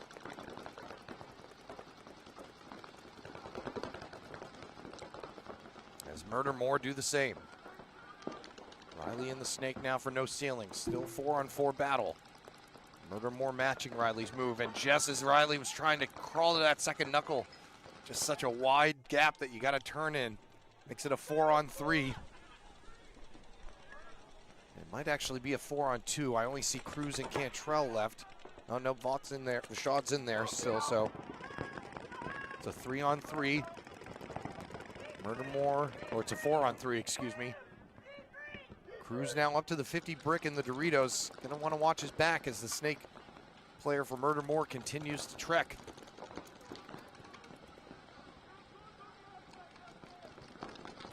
Cantrell trying to keep an eye on the snake here. Keep in contact with his Dorito side teammates. Justin Clark of Murdermore is poaching for his next kill. Murdermore player for the Dorito side attempts to run down Cruz, but good protection there by Rashad Wright. Keeps him alive. Now back even at 3-on-3 as Justin Clark creeps his way all the way to the other side of their snake. Gonna have Cruz dead to rights if he looks inside. He's choosing to wrap at the moment. Gonna get an easy kill there as Cruz tries to retreat. Gets a shot on the leg, but Cantrell was waiting for Clark to peek around that corner to make it a 2-on-2 again. Cantrell and Wright gonna try and put something together. Wright gonna run down the Dorito side as nobody was looking that direction. Still aren't, as Rashad Wright saves that point for no ceilings. With a real tit-for-tat battle there between those two squads.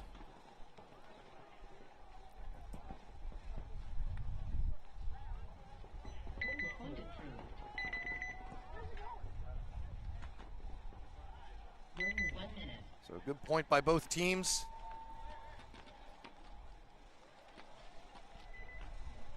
Giving each other a puncher's chance, but there was no ceilings that was able to outlast them. As they look to grab their first win of the morning. Speaking of which, here come Heavy Petting Zoo going up against Ripper Crew. I did not mark, and I think Ripper Crew did win their first one, if I have that correctly. Yeah, they did beat Salt. Yeah, that was that match where I took a shot to the face that I'm still staring at right here as the dog that almost bit me.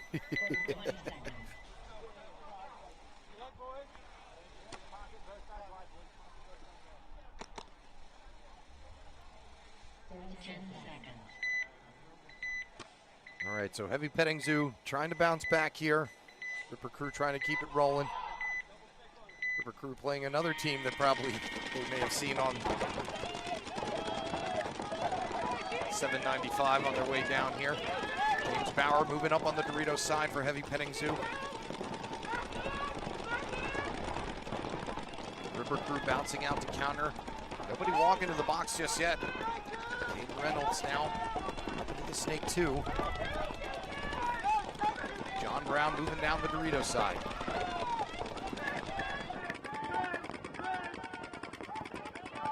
As Reynolds mutuals with the support player in the snake side, Ripper Crew look to capitalize, being the only one in the snake. 4-on-4. Try and get some shots across to James Bauer in the 50 brick. Simmons in the snake for Ripper Crew. Set his focus right now primarily on John Brown and the Doritos 2. Chad Reynolds has gotten into the snake though for Heavy Petting Zoo, and not many people paying attention to him. And that's really been the key, is knowing which side of the field that the shooters of the other team is focusing on and then capitalizing on that lack of attention. James Bauer takes a bounce from Simmons across the way, asking the ref for a check. He's going to live to fight another day. One-arm goon hand there by Chad Reynolds, and he's going to wrap and get himself another kill out of the bunker of death. Going to pop the top and maybe hit the Dorito, but he hangs out a little bit too long, but he does take the Dorito player with him, and that makes it a 2-on-1 here in favor of Heavy Petting Zoo. It's James Bauer now, and it's actually a 3-on-1. Bauer's going to creep down to their side of the Doritos and shoot out the last Ripper Crew player. So Chad Reynolds, the nice aggressive move in the snake, grabs 3 plotties with him before he's finally shot. And we got a clip of that. As you can see, one-arm goon hands the first player, aims for the pack of the second one, and it was when he was popping the top right there, he got shot by that mini Aztec on the snake side that you can see on the right side of your screen that was blocked out initially. So maybe he got a little overzealous there. Could have probably finished that point out himself, but they had the bodies to cover. Maybe he was thinking that as well. So good point overall from Heavy Petting Zoo. Ripper Crew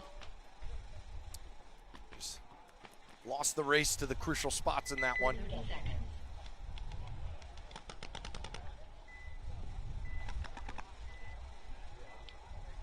Murdermore ain't gonna head on back out there. Those beautiful orange and gray jerseys, written like the Orioles. Lost yesterday, so I guess not going 162-0 this year. Here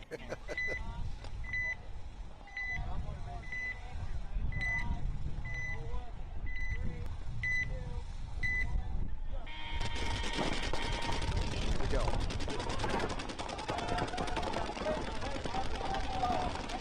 Snake runner for no ceilings, and it pays off as they're able to burn the Murdermore Ink Snake player. 5-4 early advantage for no ceilings. The 1-0 lead here. Going to shoot the second player out of the back center. Just giving a who me look to the ref. Instead of 5-on-3.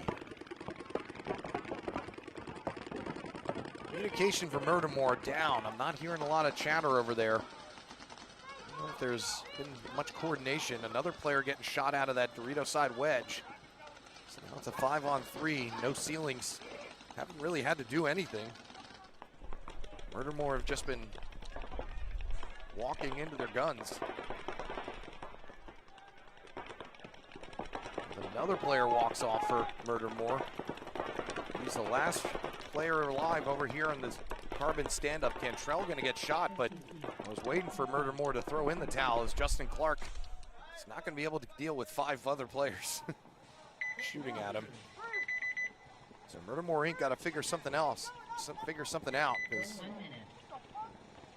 just getting dinked and donked out of there, having those survivability issues.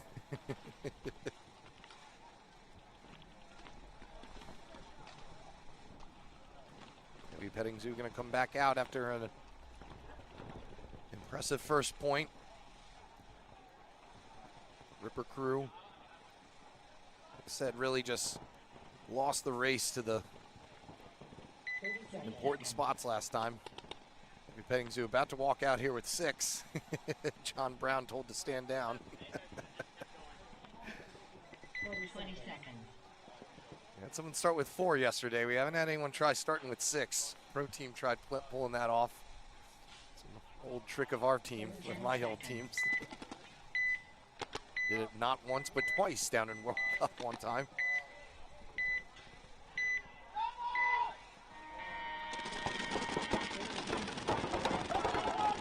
Nice burn, shooting the back center player out for Ripper Crew. Turns this into a 5-on-4 early again for Heavy Petting Zoo. And the snake player gonna lose that battle. Him and Reynolds are gonna trade though, so it's a 4-on-3 now in favor of Heavy Petting Zoo. D'Amico goes to fill in. Simmons and Reynolds dapping each other up on the way to the box. There's D'Amico aggressively pushing up into that next knuckle of the snake. Petting Zoo with a pretty good spread here. Ripper crew a little disjointed. 2 on the snake side, 1 only on the Dorito. All by their lonesome.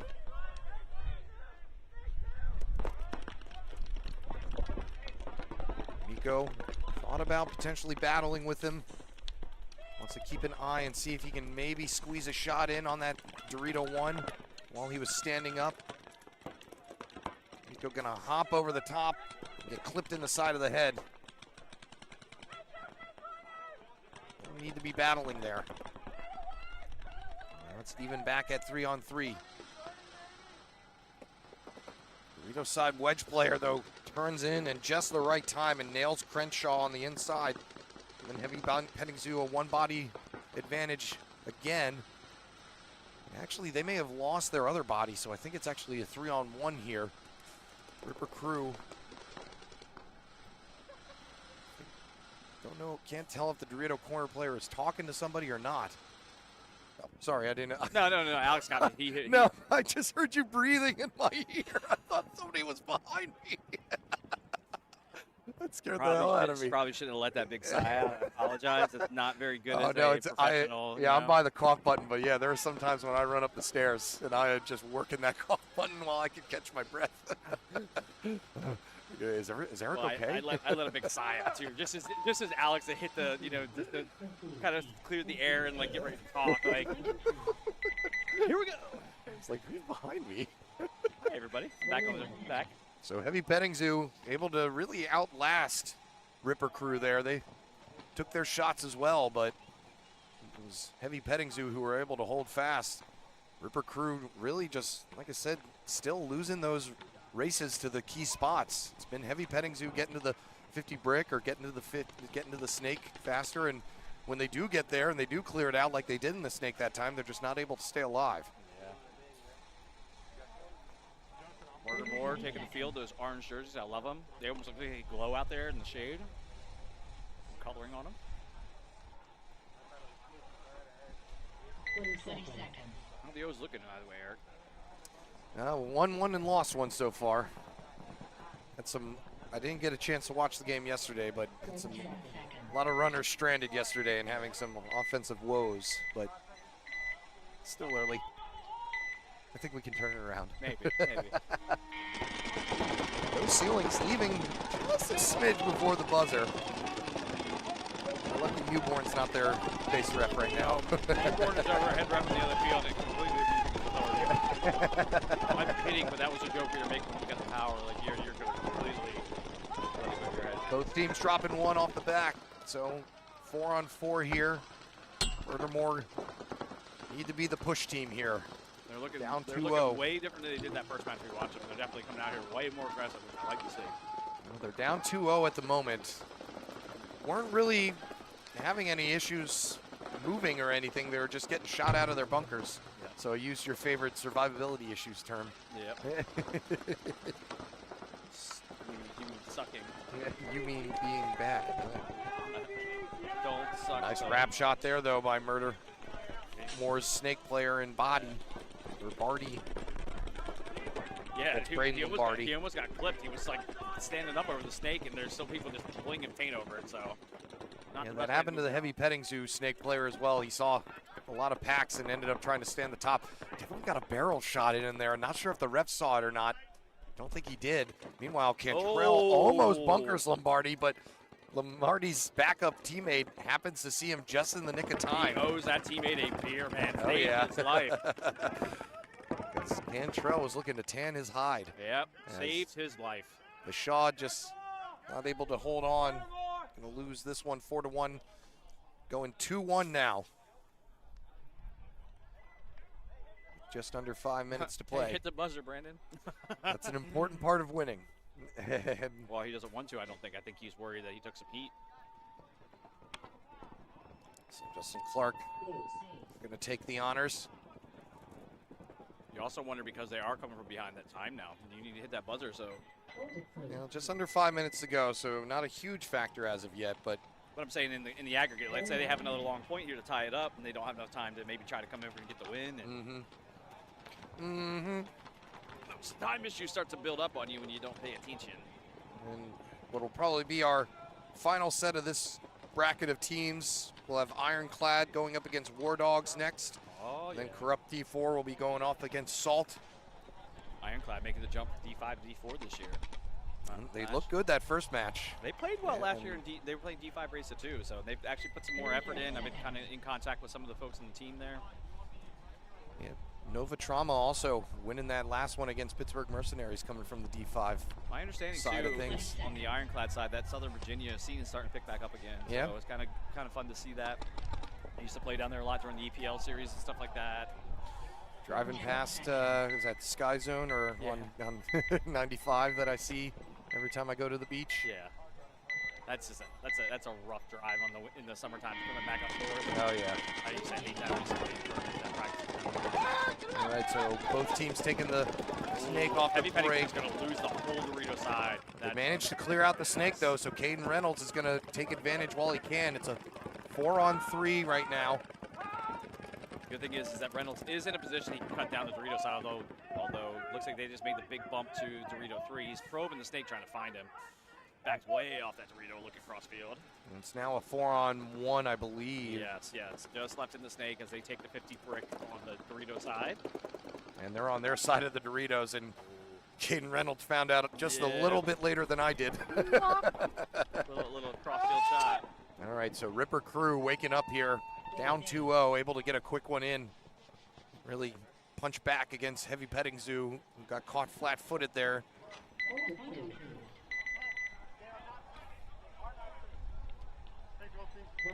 So very similar matches right now going on. 4 teams all knocking at the door on each other.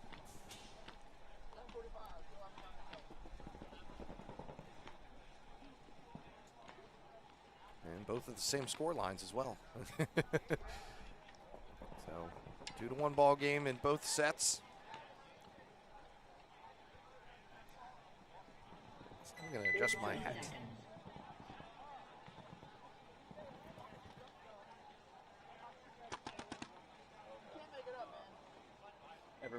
Everyone must be watching the webcast. Oh, that's why. Okay, got it. Somebody just said my volume wasn't coming through very much. Everything blew up on my phone, so yeah. We're good now. I had the mic away. That's probably why I wasn't being heard as much. But all right, here we go. Murdermore.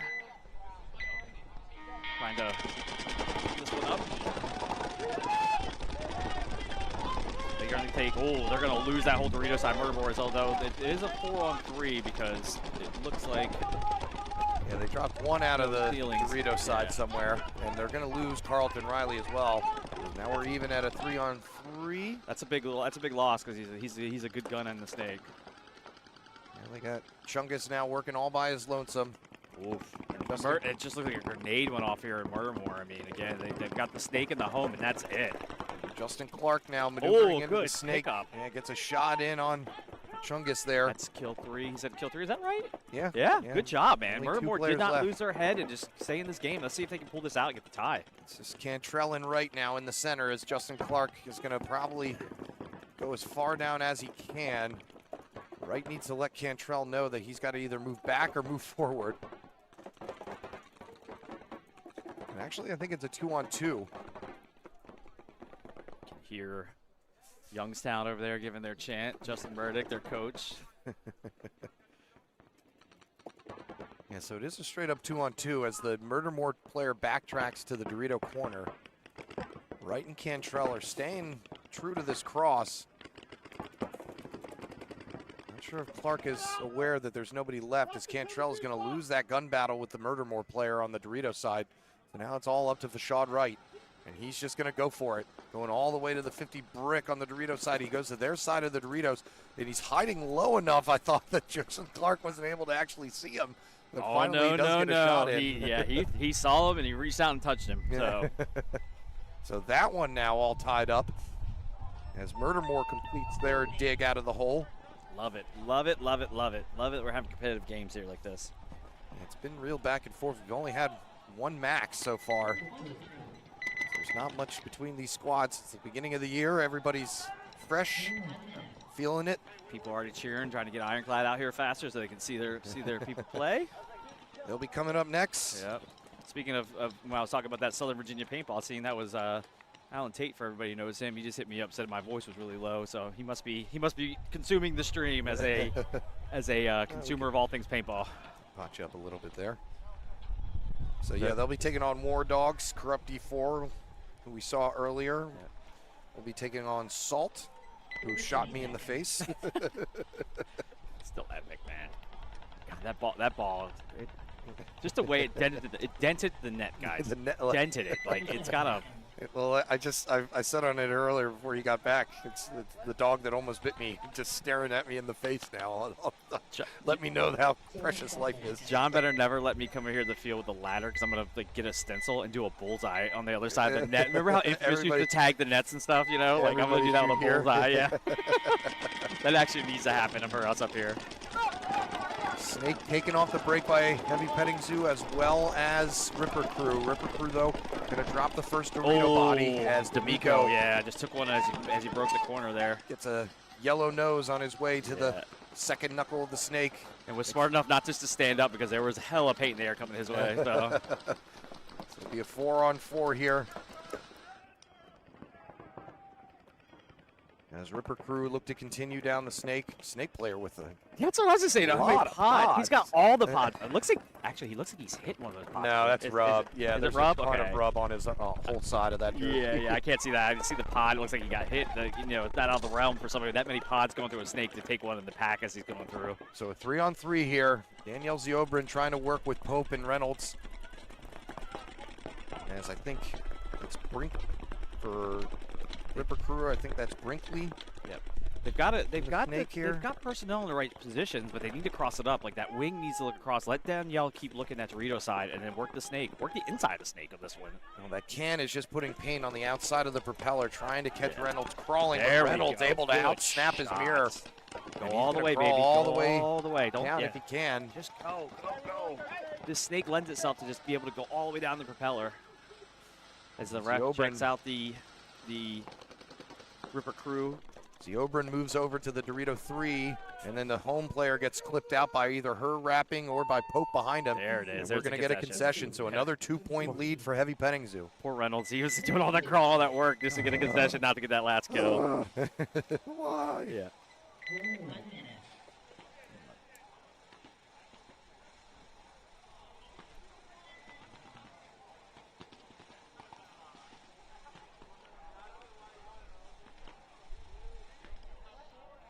Good fast games coming out here. Points haven't added too many long points. So really only I think can think of one in the early match. And actually that may have been our first point of the day when the sun was still doing its thing. Everyone was still trying to wake up. That's why it was low. People were out there yawning on the field like, oh, I guess I should play some paintball today. Guess I should. Big shout out for Heavy Petting Zoo, HPZ.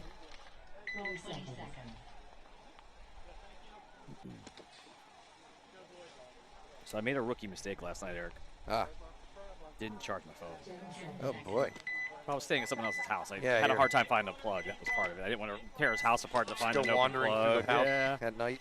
Not a good thing to do with a bunch of military guys in the house. They're both active duty, so waiting shot. Stay put, keep your mouth shut. All tied up here for this one. No ceilings. On the back foot here, dropping 2 right in a row to Murdermore. Murdermore, I will tell you, like one of their signature things is they get really good guns on the break. They are really good break shooters. I've seen that come out of them, both from up here as well as playing against them. So we're capitalizing on that as they double that home and shoot both lanes. They've kind of stymied the snake side these last 2 points. No ceilings, haven't been able to exploit anything over here, really. I feel like on this field, if you dedicate a gun to stopping the snake, it's worth every penny. Even though that person probably doesn't feel like they're being effective because they're just pumping a lane, but it really, really does slow the field down and let you control it if you do it. Not even stopping the snake, but just, slowing it. Yeah, just slowing him down. Can go a long way.